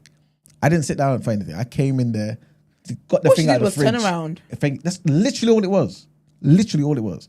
Went around, took it out of the fridge part, put it in a seafood container, closed it, put it on the side. That's how much it is. Anyway, all the best, everybody.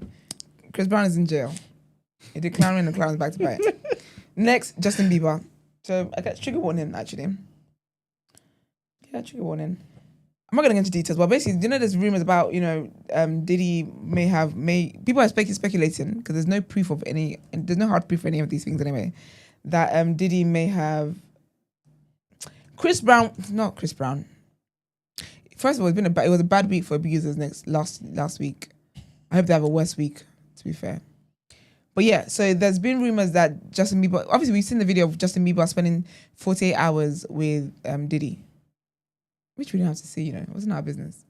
But Diddy decided to tell us that he and Justin Bieber are going to spend 48 hours, and they can't reveal what they're going to be doing, but it's going to be a lot of fun, and it's going to be crazy.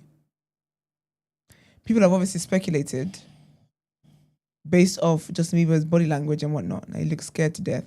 And people have speculated that he may be one of Diddy's victims or whatnot. For the first time ever, Justin Bieber has addressed it through his lawyer. It was very quick, his lawyer, his rep. But it's a very short statement. And it just says, although Justin is not among Sean Combs' victims, there are individuals who were genuinely harmed by him. Shifting focus away from this reality detracts from the justice these victims rightfully deserve. Randomly though, don't you think Justin Bieber looks like a little lesbian here? Oh, he looks like Ellen DeGeneres. Exactly. Nah, man. Every time I see it, just makes me... This is Ellen in her prime. Yeah. He messed up there, man. Crazy work. He don't like this anymore anyway. I think this was after the roast thing. I don't think that Justin Bieber is going through a hard time in life at the moment. I don't think that he's happy to be married. I don't think he definitely want to marry that girl. I think that if anyone's been on the TikTok rabbit hole, basically his fans have shown that his wife has been stalking him since he came out into the scene. You can see her in the background of any and every public appearance. And her dad is it Richard Baldwin? It's not. Is it something Baldwin? What's his face? Steve? Yeah. Something? Her dad is that actor. That Baldwin guy. Looks like a little squirrel, that man. But yeah. Because there's two Baldwins, the two brothers, both of them acted as well. Is it the one who got in trouble with the gun, with shooting somebody? On set or something like that? I think so. I think it might be. I'm not sure now. But yeah, so basically, so her dad is that actor, famous actor, obviously. Alec Baldwin. I think it is. I believe it is. But yeah, so apparently they are, what's it called? Yeah, so apparently what the fans are speculating on TikTok and whatnot is that their marriage was put together. Because this girl was stalking she's in everything. You will see a random video of him, of paparazzi or whatnot, and you would just see her randomly in the corner somewhere. Stephen Baldwin. It's the other brother. Oh yeah, so Stephen Baldwin, yeah. Yeah, so, and he came out one time last year saying that everyone should pray for them because they're going through a hard time. I still think that he's going through things like drugs and alcohol abuse, possibly. He always looks weird and like spaced out when he comes online, on live and stuff. And he's been like posting like weird erratic things and stuff here and there. I think the guy's going through a lot, man. But I don't think that he would have the confidence to come out and say he's going through things because of his little outburst when he was like a teen. Do you remember when the whole thing, when he was like, had a monkey, was pissing out balconies and doing all the weird things and had to roast him to bring him back to life? I remember Kevin Hart was on there. So I think that I do think he's going for a hard time. But if he says he's not a victim of anything that Diddy has done, then we have to just believe him and respect that. And if he comes out tomorrow saying he was a victim, then he will be supported. But yeah, love and light with that. And obviously we all know that last week Cassie testified. So she basically had a whole week testimony, and the judge, they were very adamant that it wouldn't go past this week because past last week, because obviously sis is pregnant, and it's just harmful, man, and it's just not nice, and they want to move on with the case. So anyway, she did that, and users were having some people were having very stupid arguments. There's a whole Safari deserves any bad thing that happens to him in life. Yeah, imagine him saying this: if I was Cassie, I'd take that money, leave America, and live a peaceful life on an island where nobody would know me. 10 mil can last a lifetime if you live normal.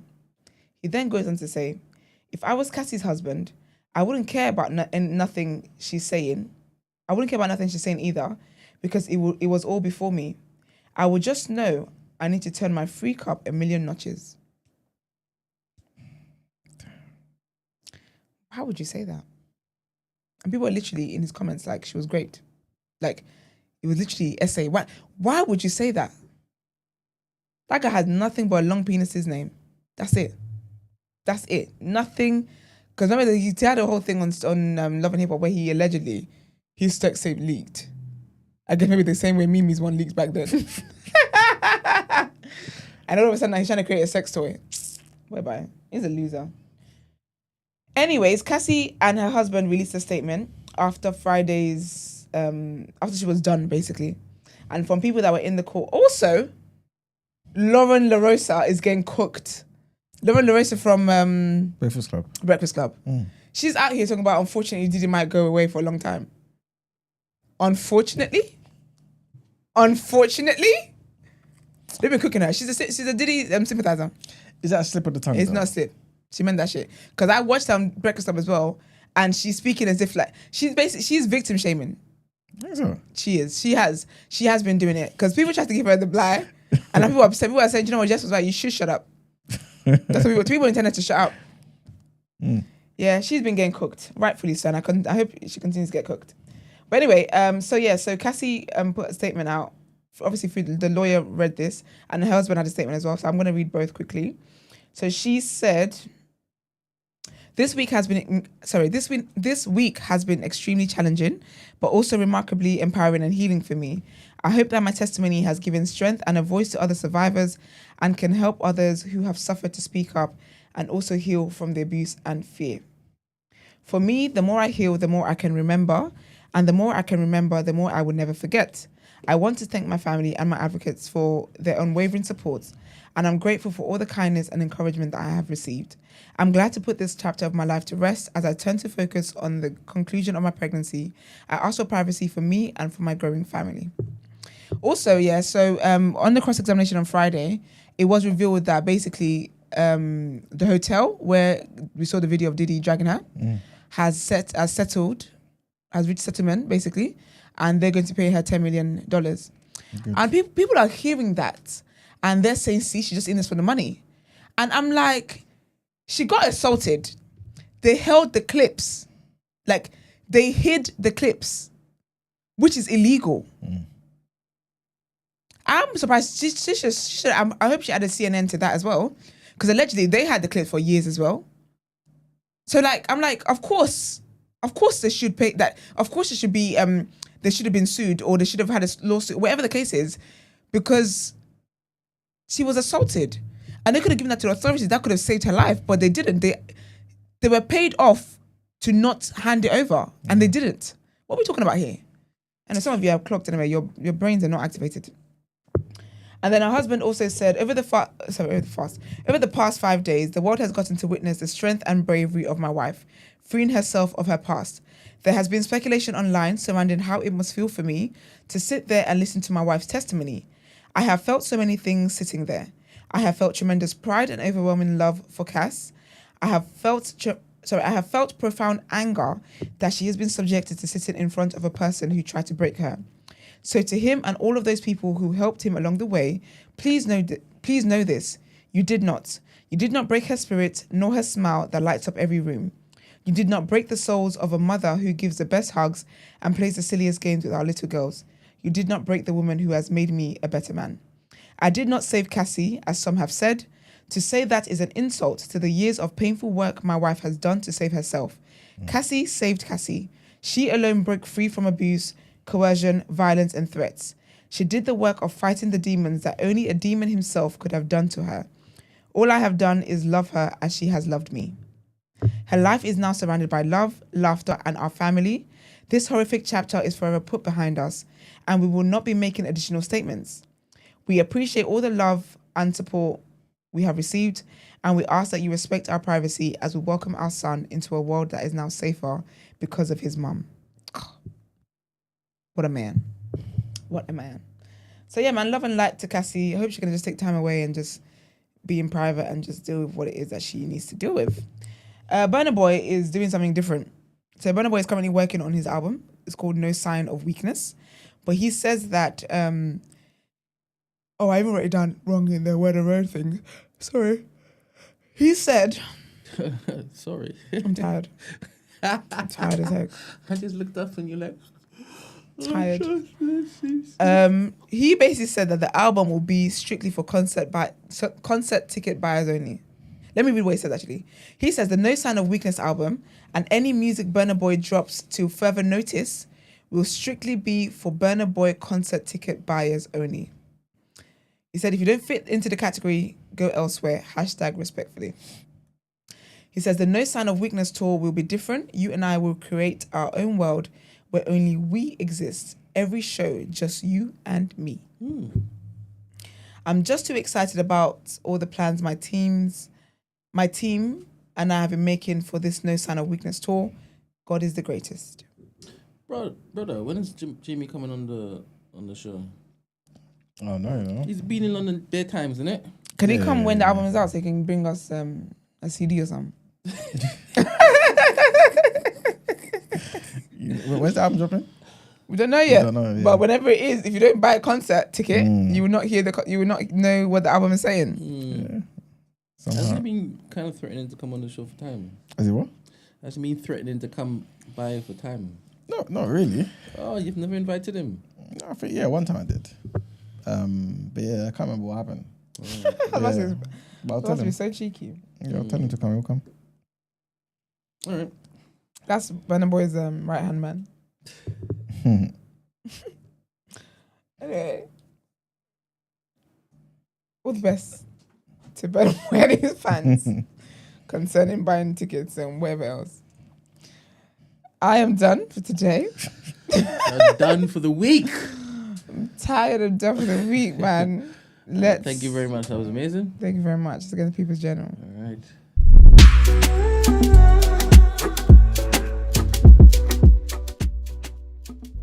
Stop. The silliest girl in the world. Yep, that's me. All right, people. Welcome to the People's Journal, where I give you the news from an economics point of view. There ain't much to talk about, but I did want to give, I guess, something that might be considered good news. Ofgem, who are basically responsible, they're the regulators responsible for how much we pay, basically, for our energy. They regulate the price caps. And they pretty much said that the bill of a household using a typical amount of gas and electricity will fall by £129 a year. So this is basically an average of about 7%. This is what a consultancy called Cornwall Insights, this is what they predicted. The fall would mean that a typical annual bill for a dual fuel customer paying by direct debit would cost £1,720. So a lot of money still, but it's down from the current level of £1,849. So I just wanted to mention that. By the way, guys, the price cap is based on the cost of each unit of energy, right? So it's not the total bill. So if you use more, you're obviously going to pay more. But that's what it's looking like. The average amount would drop by. Next thing I wanted to mention is financial regulators. They've been, assessing like they always do everyone's financial status, and they pretty much revealed that 10% of UK adults have no savings, leaving them vulnerable to economic shocks and rising costs. You know what I mean? This is It's why a joke. People that do have savings are still get economic shocks. 100%. Everyone's being shocked left, right, and centre. Everybody, man. So yeah, man, the report also highlights that 25% of adults have low financial resilience, right? Characterized by unmanageable debt, low savings, missed bill payments, all those things that will affect your credit, basically. And that's what's happening in the UK, the so-called developed world where all these things are occurring. Significant numbers experience financial stress and anxiety. I'm pretty sure you guys, if not yourself, got family members, friends that have experienced these things, unfortunately, man. And millions of us are burdened by persistent credit card debt and concerns about retirement funds.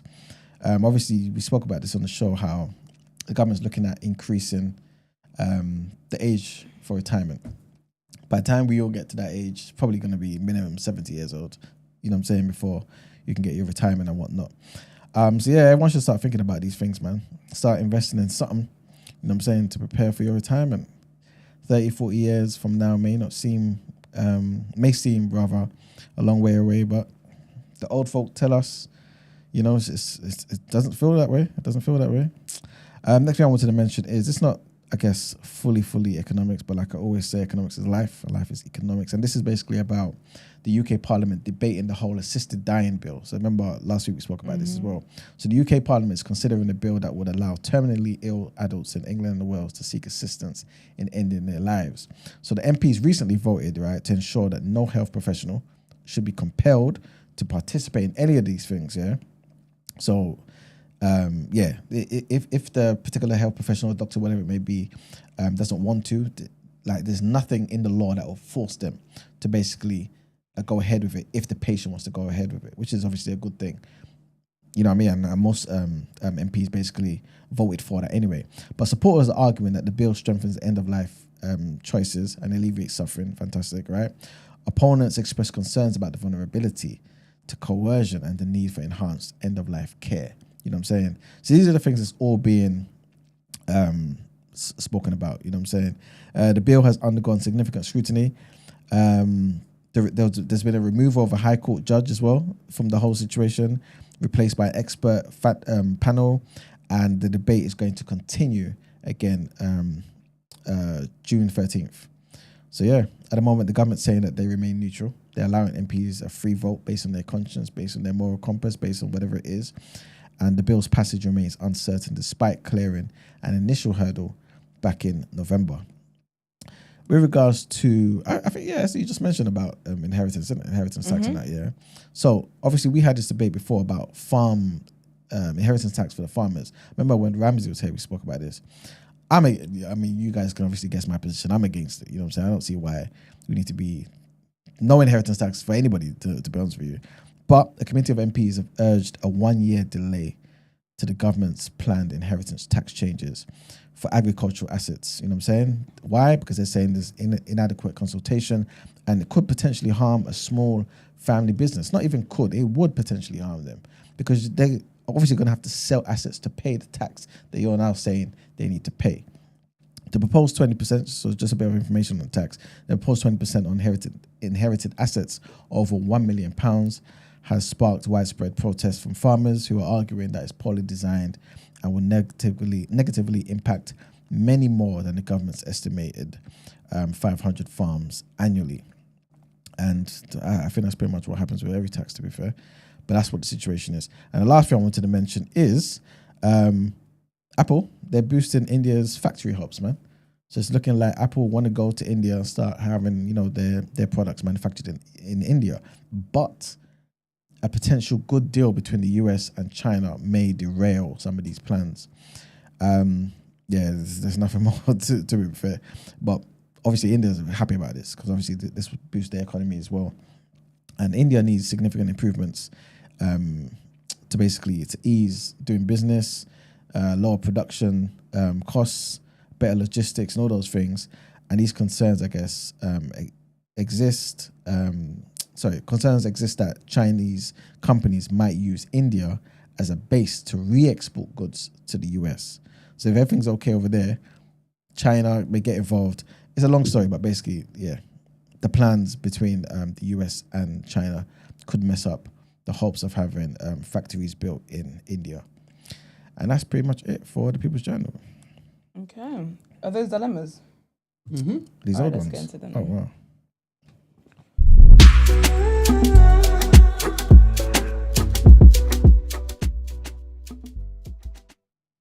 Okay. Sorry, y'all, 1 second. Cramps is killing me as well. All right. I'm having a hard week. It's Monday. This person is age 26. I think it's a guy.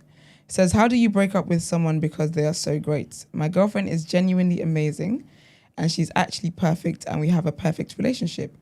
We met in Liverpool, where she's from and where I went to uni. I live in Liverpool currently and so does she. We don't live together, but we see each other often. She's got her own things going on for her. She's created a teaching company in Liverpool, teaching a bunch of women how to sew. You're just putting her business out there. Sorry. And she's growing massively. Like, it's going so well. However, I have my own dreams and I have a job offer in Brighton, where I'm from, to do 3D designing for games. That's amazing. Congratulations. I've told her before I can't do long distance. My last girl cheated on me and it taught me more than anything that I need to be around my partner often. Maybe I could put up with doing long distance for a short while, but long term, absolutely not. I know myself and the passion, love will just fizzle out. I wouldn't get a wandering eye, but I think everything would just die out, to be honest. I have a chance to move back to Brighton and I don't want to break up with her, but I'm in two minds too. She's doing great things in Liverpool, and for her to stop all of that stuff for her and to move to Brighton for me, I would never forgive myself. Her giving up on her passion and dreams for me, I couldn't do it or try to convince. If she was working some bang average job, then yeah, maybe. But what she's doing now to change her already unique lifestyle to something unknown in Brighton just for me, I can't do. I'd feel too guilty. Would you break up with my girl if you were me? And how would you say is the best way to go about this? How should I handle this? What should I consider? I really want to take this opportunity to fulfill my purpose, but I don't want to be selfish and arguably make her sacrifice her passion for me. Please take this seriously. What, we don't usually take them seriously? When you guys come in here talking about your boy lips in another boy because you want to find out how to lips, of course I'm going to take you seriously. Anyway, this one I'm going to take seriously. I think it's a break up with her. You guys are 26 years old. If you're meant to make it work and life is meant to happen for you, then you find your way back to each other. I think you should break up. I 100% agree that she shouldn't have to quit her job or give up her dreams and aspirations for love. I'm a lover girl through and through, but I just think that what purpose gives you, I don't know that love can. And I think that giving up on your purpose is a deep one.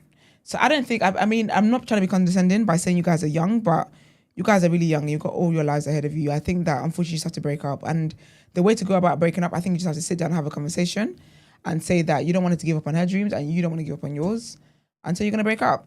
Unless, if you really don't want to break up, then try the long distance thing. I get that you say you've done it before and your girlfriend cheated on you, but I put it to you that you could be living right next to your partner. You could be handcuffed to your partner 24/7 and they go to the bathroom 3 times a day. I tell you that if they wanted to cheat, in the 2-minute bathroom break they will cheat there. So yeah, I think that and I think that's also something that you need to work on, because you might think that you have this insecurity just because it's in an example of long distance, but the reality is that you're going to have it even when you guys are living together and you're under the same roof and she goes to work and she might go to an event, she might do whatever she's doing. You're gonna have that insecurity of feeling as if she's cheating on you.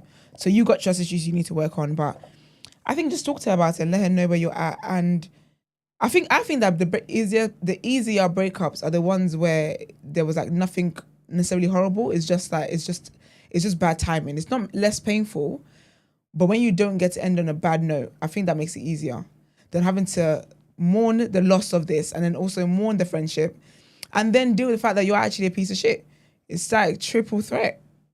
So yeah, I think that's what you could do. Men? I'm trying to find a song came into my head, man. What's that song, man?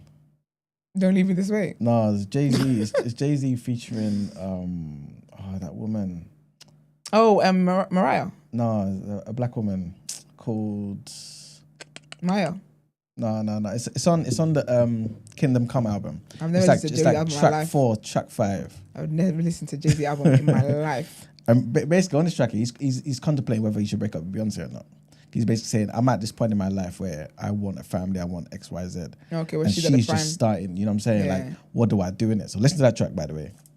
And obviously, we know the ending. That's a good example, you know. That's actually a good example. But I'll let you finish, sorry. I'll tell you why. Yeah, no, I was just gonna say that. But yeah, I think with these type of situations, I don't think anybody should hold anybody else back in life. Like, honestly, not to sound insensitive or whatever, but everyone came to this world alone, man. And you leave it alone. Everybody.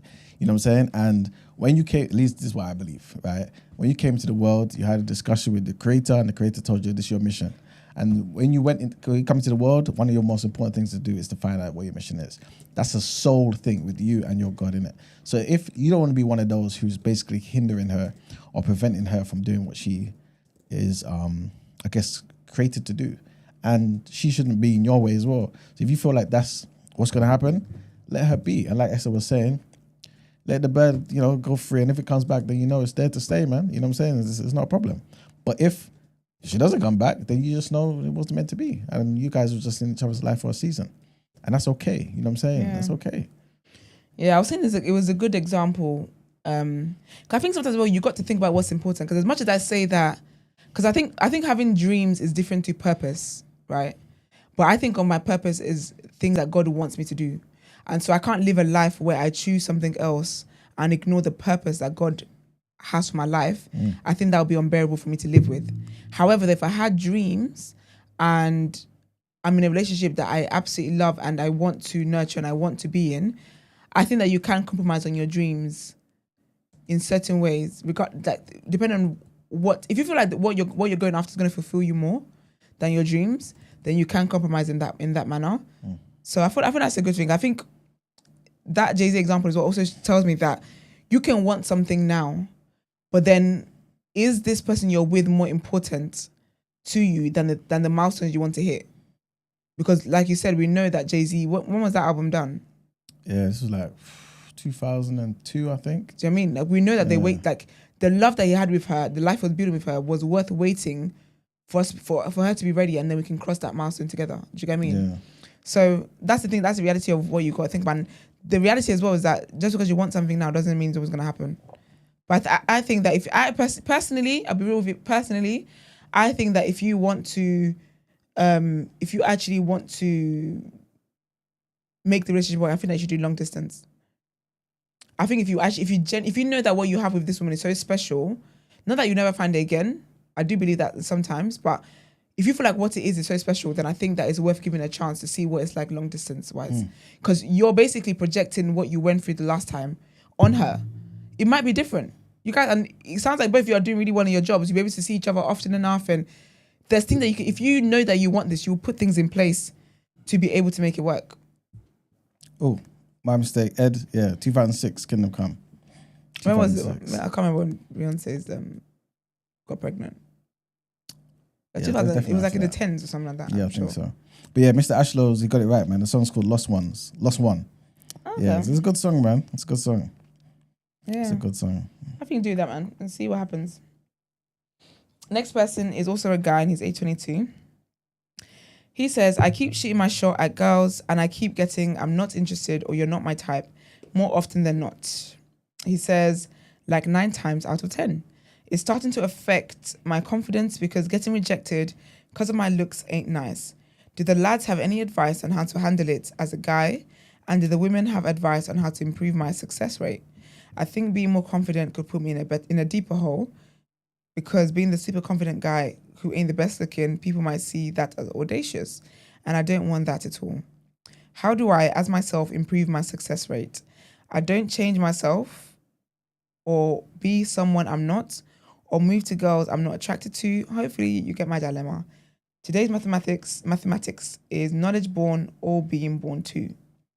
Knowledge cipher or being born to. Knowledge, I don't know what this means. That's child peace. knowledge. That's peace.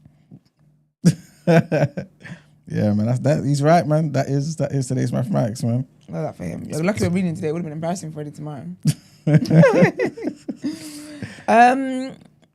I'll let the men answer first, man.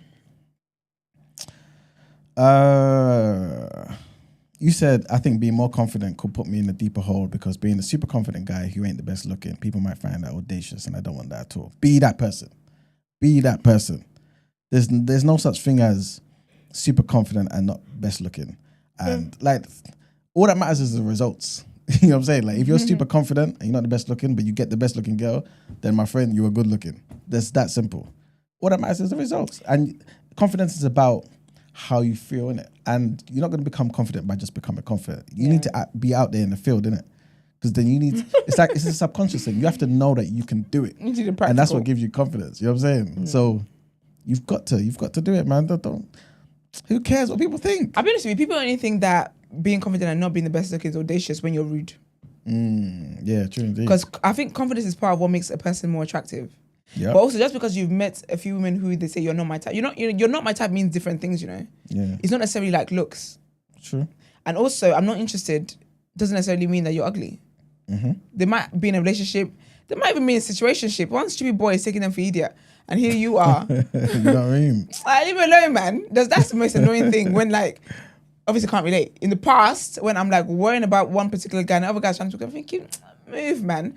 The older I got and the more I started to mature, I realized, oh no.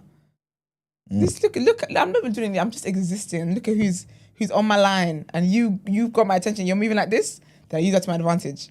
As in, I just shut that door, and move forward, and move forward ever, backward never kind of vibe. But I don't think it's necessarily that. But I think that. I think just work on your confidence and just work on things that will make you more confident. But I don't think you should be like a horrible person or like a mean person just because you think that you're confident or whatever. But don't put too much stock in people not being interested. When you're looking for, I always use the example of when you're looking for a job. When you're looking for a job, does that mean that you're not brilliant? You always say that it just means you haven't found the right one, the one that's for you. Just because jobs decline you doesn't mean that you're not qualified enough. And yes, you have moments where you feel like that, but at some point you will find the job that clicks for you. And so in the same way, at some point you find the woman that clicks for you. It doesn't mean that you're the ugliest person or whatever. Anyway, looks are subjective as well. There's a lot of people that a lot of celebrities that women think, oh my gosh, they're so good looking, That guy couldn't, I'll be honest with you, they couldn't move to me. Like, I'm not attracted to them. I don't find them attractive. So should that person then meet someone like me and be like, oh my gosh, I'm ugly? Of course you're not. You're just not what I would typically go for. Sometimes anyway, you see what people go for anyway, you're thinking, I'm better than that. So, yeah. Brent?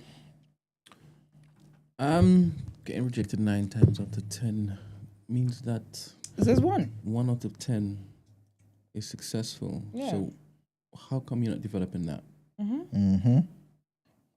He wants to be rejected. He wants to be accepted 9 out of 10. So you want 10 out of 10 responses. I don't know. You can't even handle 10 responses, by the way. Let's be fair. Let's just say he wants 5. At least 5 half. is too much. That's greed. 10% like rate is not good in any way in life, innit? So you know what I mean? He just wants the better. So that's what I say. He wants choice. It's good when people are trying to pay your tithes, though. Depending on the season that the girl is in, she will reject everybody. That doesn't mean that he's not attractive. But anyway, get your money up, and those numbers would flip on its head. 100%. You know when people say that, though? Huh? Focus on that. He's focused on the wrong thing. We know when people say that, though, like, the kind of love you're going to get then, it's still not going to be the kind of love he wants, though. The 1 out of 10, why isn't he focused on that? Like, his mind's in a different place, so I'm speaking to that mind. Fair. If that's where you want to focus on, hey, that's the information, get your money up. There you go. Yeah. Stacey said I was wrong about my analysis. She said E-Man said, if you're confident and you don't look the best and you pull a pretty girl, then now you look good. Basically saying, just say looks are not the only point of attraction. Yeah, essentially that's what I'm basically trying to say. Yeah. You know what I'm saying? Like, the result is what matters. If the guy who's 10 out of 10 gets a 10 out of 10 girl and you're 2 out of 10 and you get a 10 out of 10 girl, what's the point? What's the difference? You know what I'm saying? His 8-point difference on you, it means nothing. Absolutely nothing. So, you know, forget your looks and all that sort of stuff. Have the confidence. And like Esther's saying, you're going to end up looking better. That's just a fact. You will look better because you're just going to move better. Yeah. You know what I'm saying? Your energy is going to come across a different way. And yeah, that's just how it is. You can always tell the guy that don't really believe in himself, that don't really believe in his source and stuff. And I'm just like, why do you want me to then do charity work and take the risk on you when you don't believe in yourself? True indeed. And those are the guys anyway. You end up spending so much time having to try and build them up. I'm sorry, no one's got time for that. Because I'm gonna have to be reaffirming you absolutely you should reaffirm your partner and make them feel loved, and words of affirmation, all that stuff is great. But guys that are not very confident in themselves, they will never believe that they got you for real. And so you have to spend a lot of your time proving to them that you really want to be here. It's draining. No one's got time for that. No one's got time for that. And grow a beard. Ooh, grow a beard. A beard will do it, champ. Apparently. Who's somebody on the Discord? It's Eddie, because Eddie was agreeing with Stacey. He was like, period. And he had like 28 emojis. You need to do all of that.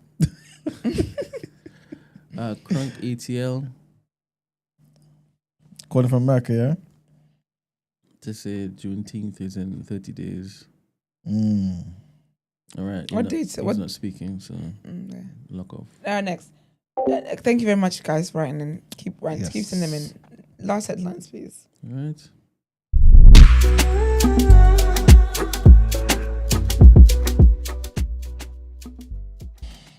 All right, people. Trigger warning on this one. Trigger warning. A police watchdog has found that the use of force by officers to arrest sex education star Reese Richards after he was mistaken for a suspect was reasonable in the circumstances. The father of a 16-year-old boy who died of his injuries after reports of a disturbance at a beach in Asia. This doesn't look like it's the same damn article. All right, cool. Then move on to the next one. This could have been part of People's Journal, but I'll put it here. Apparently, Uber has said it is ready to go now with driverless taxis in the UK. Is that something you'd be interested in? Absolutely not. What would you do it in America? Drivers. Huh? Would you go for that in America? I won't go for it anyway. Okay. Would I go for it in Lagos? Absolutely. That's different. That will take you into the bush somewhere. So you're doing the white man's country, but not your own country. Yeah, That's crazy, Manuel. Yes. The car can't see the potholes. You know what I'm saying? And you'll be done at it. The gutter, the gut. Exactly. I can't see it. Now we're upside down, the whole thing. Doors know what I mean? unlocked. Doors locked. I don't know how to unlock it. Finished. I would never be. I can't. No, I wouldn't be in one in this country anywhere. Sorry, I like to see my driver. I don't like to yap, but I like to see the human is driving. Yeah. Here we go. Remember, you said you want to leave, so whatever you're about to say, we're on your time. All right, cool. All right. What you gonna say about it? You know how some of these stupid white people say you're complaining about the roads, but we came and we fixed the roads, and you complained about the rest of the stuff that we came to do as well. Yeah, they didn't fix the Nigerian roads. That's one thing colonization did not do. Yes. Uber said they're ready to go, man. But what's stopping it is the government. The government has said they're putting back the date, right? Until they can approve the fully self-driving vehicles, man. The previous administration said fully autonomous cars were set to be on the roads by 2026, but the new government says it's now more likely to happen in the second half of 2027. While limited self-driving technology is already permitted on UK roads, a human driver must be at the wheel and obviously must be responsible for the vehicle, even if automated technology is being used. So that's that. A poll by YouGov in 2024 suggests that 37% of Brits would feel very unsafe traveling in a car without a driver. Yeah, so that's basically what the sentiment is. And our last headlines: China is set to flood Britain with cheap vapes. This is what researchers have said, so-called experts. Why? Because they're saying that manufacturers are seeking to capitalize on the world's second biggest market after Donald Trump's tariffs. A trade-off standoff, between Washington and Beijing has thrown the business world into chaos, with investors watching as each country dares the other to blink first. After last week's uneasy truce, the total US import tax on Chinese-made vapes stood at about 60%. That has sent China's $11.1 billion dollar e-cigarette export industry, already scarred by stringent domestic restrictions in 2022, back to the drawing board. It comes as the UK's forthcoming ban on disposable vapes, which aims to reduce the number of devices that are thrown away, which is about 8 million a week, and stop young people from taking up the habit, has brought new models of e-cigarettes into the market. And that's it, guys, for the headlines. Time to pay them bills. Yeah. Get to the reaction.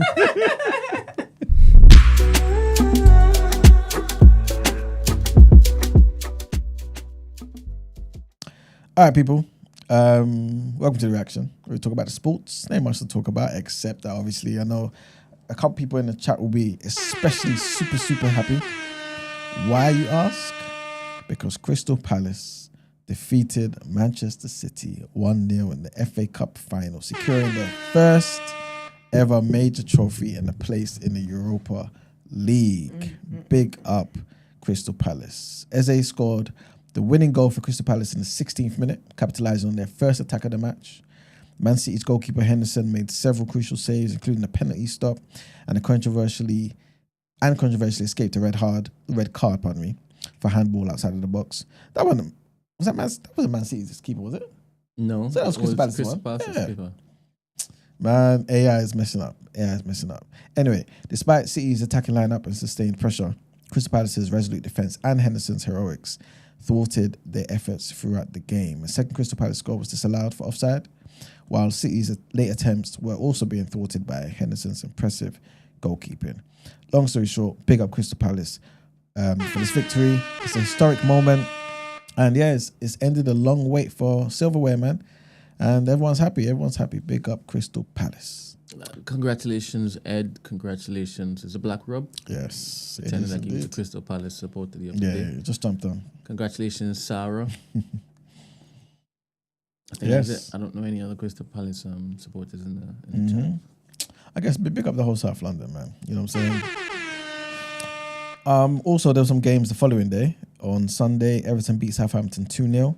Nottingham Forest beat West Ham 2-1. They were even away. So this was basically at West Ham's home ground. Leicester City beat Ipswich 2-0. Fulham beat Brentford 3-2. And Arsenal beat Newcastle 1-0. And I mentioned on Friday, I believe, that there was a big fight, relatively big fight, domestic one, but still something that had people interested. And this was between Dave Allen and Johnny Fisher. And like I said, Dave Allen, pretty much everyone thought Dave Allen was better than him. I should have won the first fight, even though he lost the fight on points. He came in there and stopped Johnny Fisher, man. 5th round, TKO, knocked him out, done. At the end, basically. Johnny Fisher's really, I don't want to obviously disrespect anybody, but he's kind of reminding me of, what's that guy? Price. If you guys know your boxing, Price. What's his first name? Can't remember. David Price. I really didn't like David Price. Just thought he's a very basic, poor boxer. But anyone who steps in the ring, you have to give some respect. You know what I'm saying? The whole world's watching you, and it's just you against another guy who wants to kill you. You know what I'm saying? And Johnny Fisher did that, so respect to him. But Dave Allen is basically just a level above, or levels above. Much better acumen in terms of boxing. And he just showed it. He displayed it clearly. And he stopped him in the 5th round. And that's pretty much it, man. That's pretty much it for the reaction. All right, tomorrow I'm going to ask Chijoke to come to the stage and tell us all about this New York NBA connection thing. He was there saying that, I don't know what the team is, New York Knicks or something. Okay. They were doing well in the NBA playoffs or something or the other. Sick.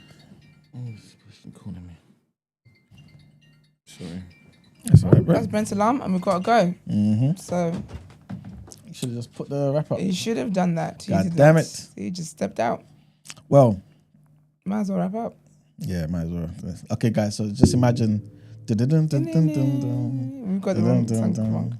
You know, it's weird that we hear the song so much that I might not be able to tell you off the rim like what the song is. Oh, yeah, I can't do that. That's crazy. I can't do that too. Yes. Well, guys. Oh my gosh. I just thought that when we just said that, I thought, oh my gosh, I wonder what episode this is. This is number 729. 729, you know. That for the 1,000th episode, yeah, I'm collecting offering.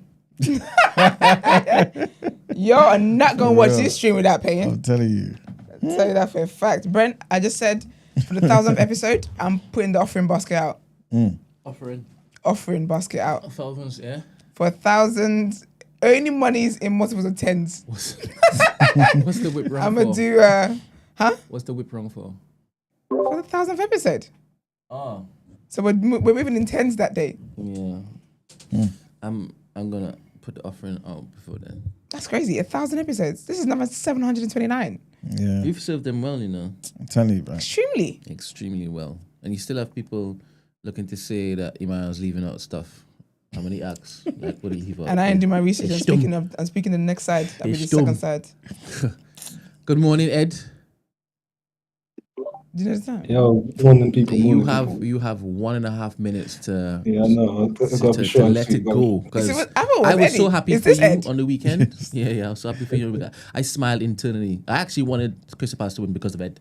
Not Black Rob, because of Ed. Yeah, for real. Big up Edman. Yeah, no, man. It was a day. It was an emotional day. An emotional day. I won't lie. I heard you cried. Yeah, I won't deny that. Yeah, 100%. I was crying from when Munoz scored and it got this lad. I was already starting to cry. Come on. But yeah, it was a hell of a day, hell of an experience. I don't. Obviously, you lot have experienced this many times, you know. So it's probably a bit you're over it by now in terms of winning trophies. But this, I can't even like fully fathom like this whole thing. Like I'm still buzzing right now. You know what I'm saying? Like it's mad. Like I ain't even fully processed like Europa League yet or Community Shield yet. None of that stuff. It's just like, bro, like I never in a million years would have seen this day coming. Like I've seen this cup go from battling relegation form in the Championship and that to losing FA Cup finals. This is like it's crazy. I can't even lie. Yeah, man. That it's it. It's a time. I appreciate everybody rooting for us. You know. Yeah. So. Yeah, you're all welcome to the parade. Make sure I'll be there. Around Croydon, pull up. We're gonna be outside. Come on. It's gonna be live, man. So whole South London is up right now, man. Beautiful scene, bro. Sick. But yeah, I'll leave you that be, man. All right, congratulations, Thanks, man. Ed. Yeah, man. Enjoy Thank the you. week. Enjoy the week. You've earned it. You've earned it, man. Yeah, man. Ozzy, man. Take I don't know care. how he's earned it. He ain't a player. That's what people say. Just support it. My loyalty to the club earned it. That's it. Men really said each other dreams, about you've earned it. You think he was the coach? I felt like it. No, but yeah, no, all up though. All right. Easy. All right. And into the wrap up. Yeah. Yes, please. Did you say yeah?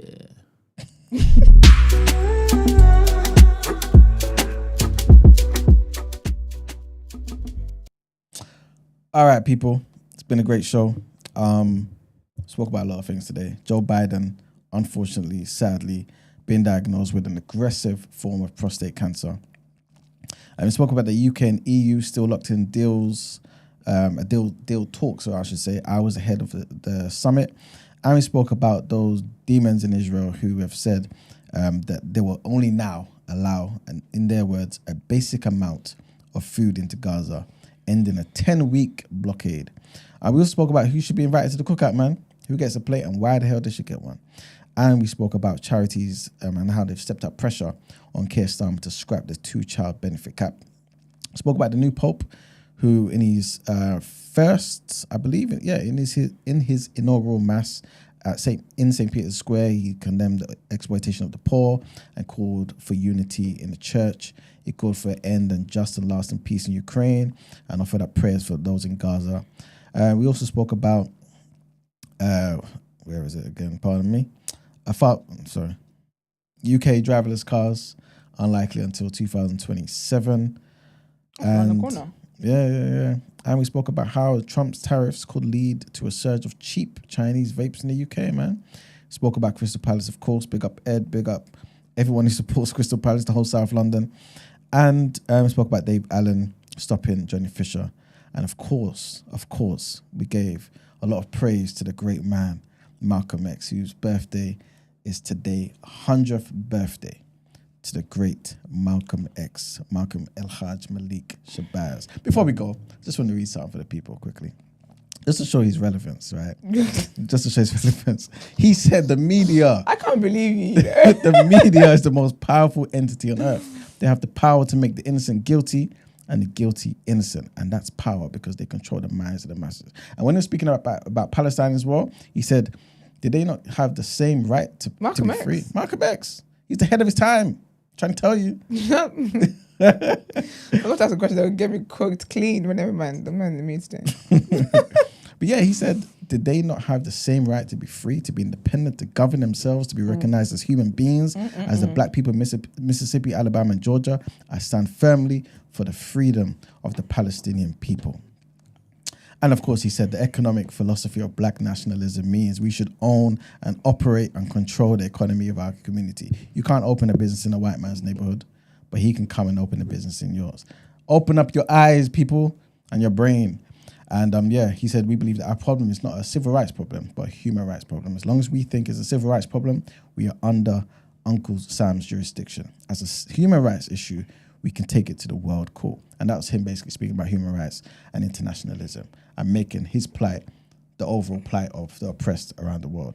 Big up Malcolm El Hajj Malik Shabazz, Malcolm X. No, you reading a chapter from the book. Bloody hell, spoiler alert. Do you know what's so funny? I just realised, I just saw the artwork for today's episode. Yes. You know that poor woman didn't ask to be invited to Cookout? This is it. She actually didn't ask anybody to invite to any flipping cookouts. She might not even know what a cookout is. And then now here she is being cooked in comments. Now she's the subject matter of coonism. Everyone have a great Monday. You know what I'm saying? We'll see you back here tomorrow. And we've got a guest. See you tomorrow. You know what I'm saying? Sankara all over again. See you tomorrow. Peace and love.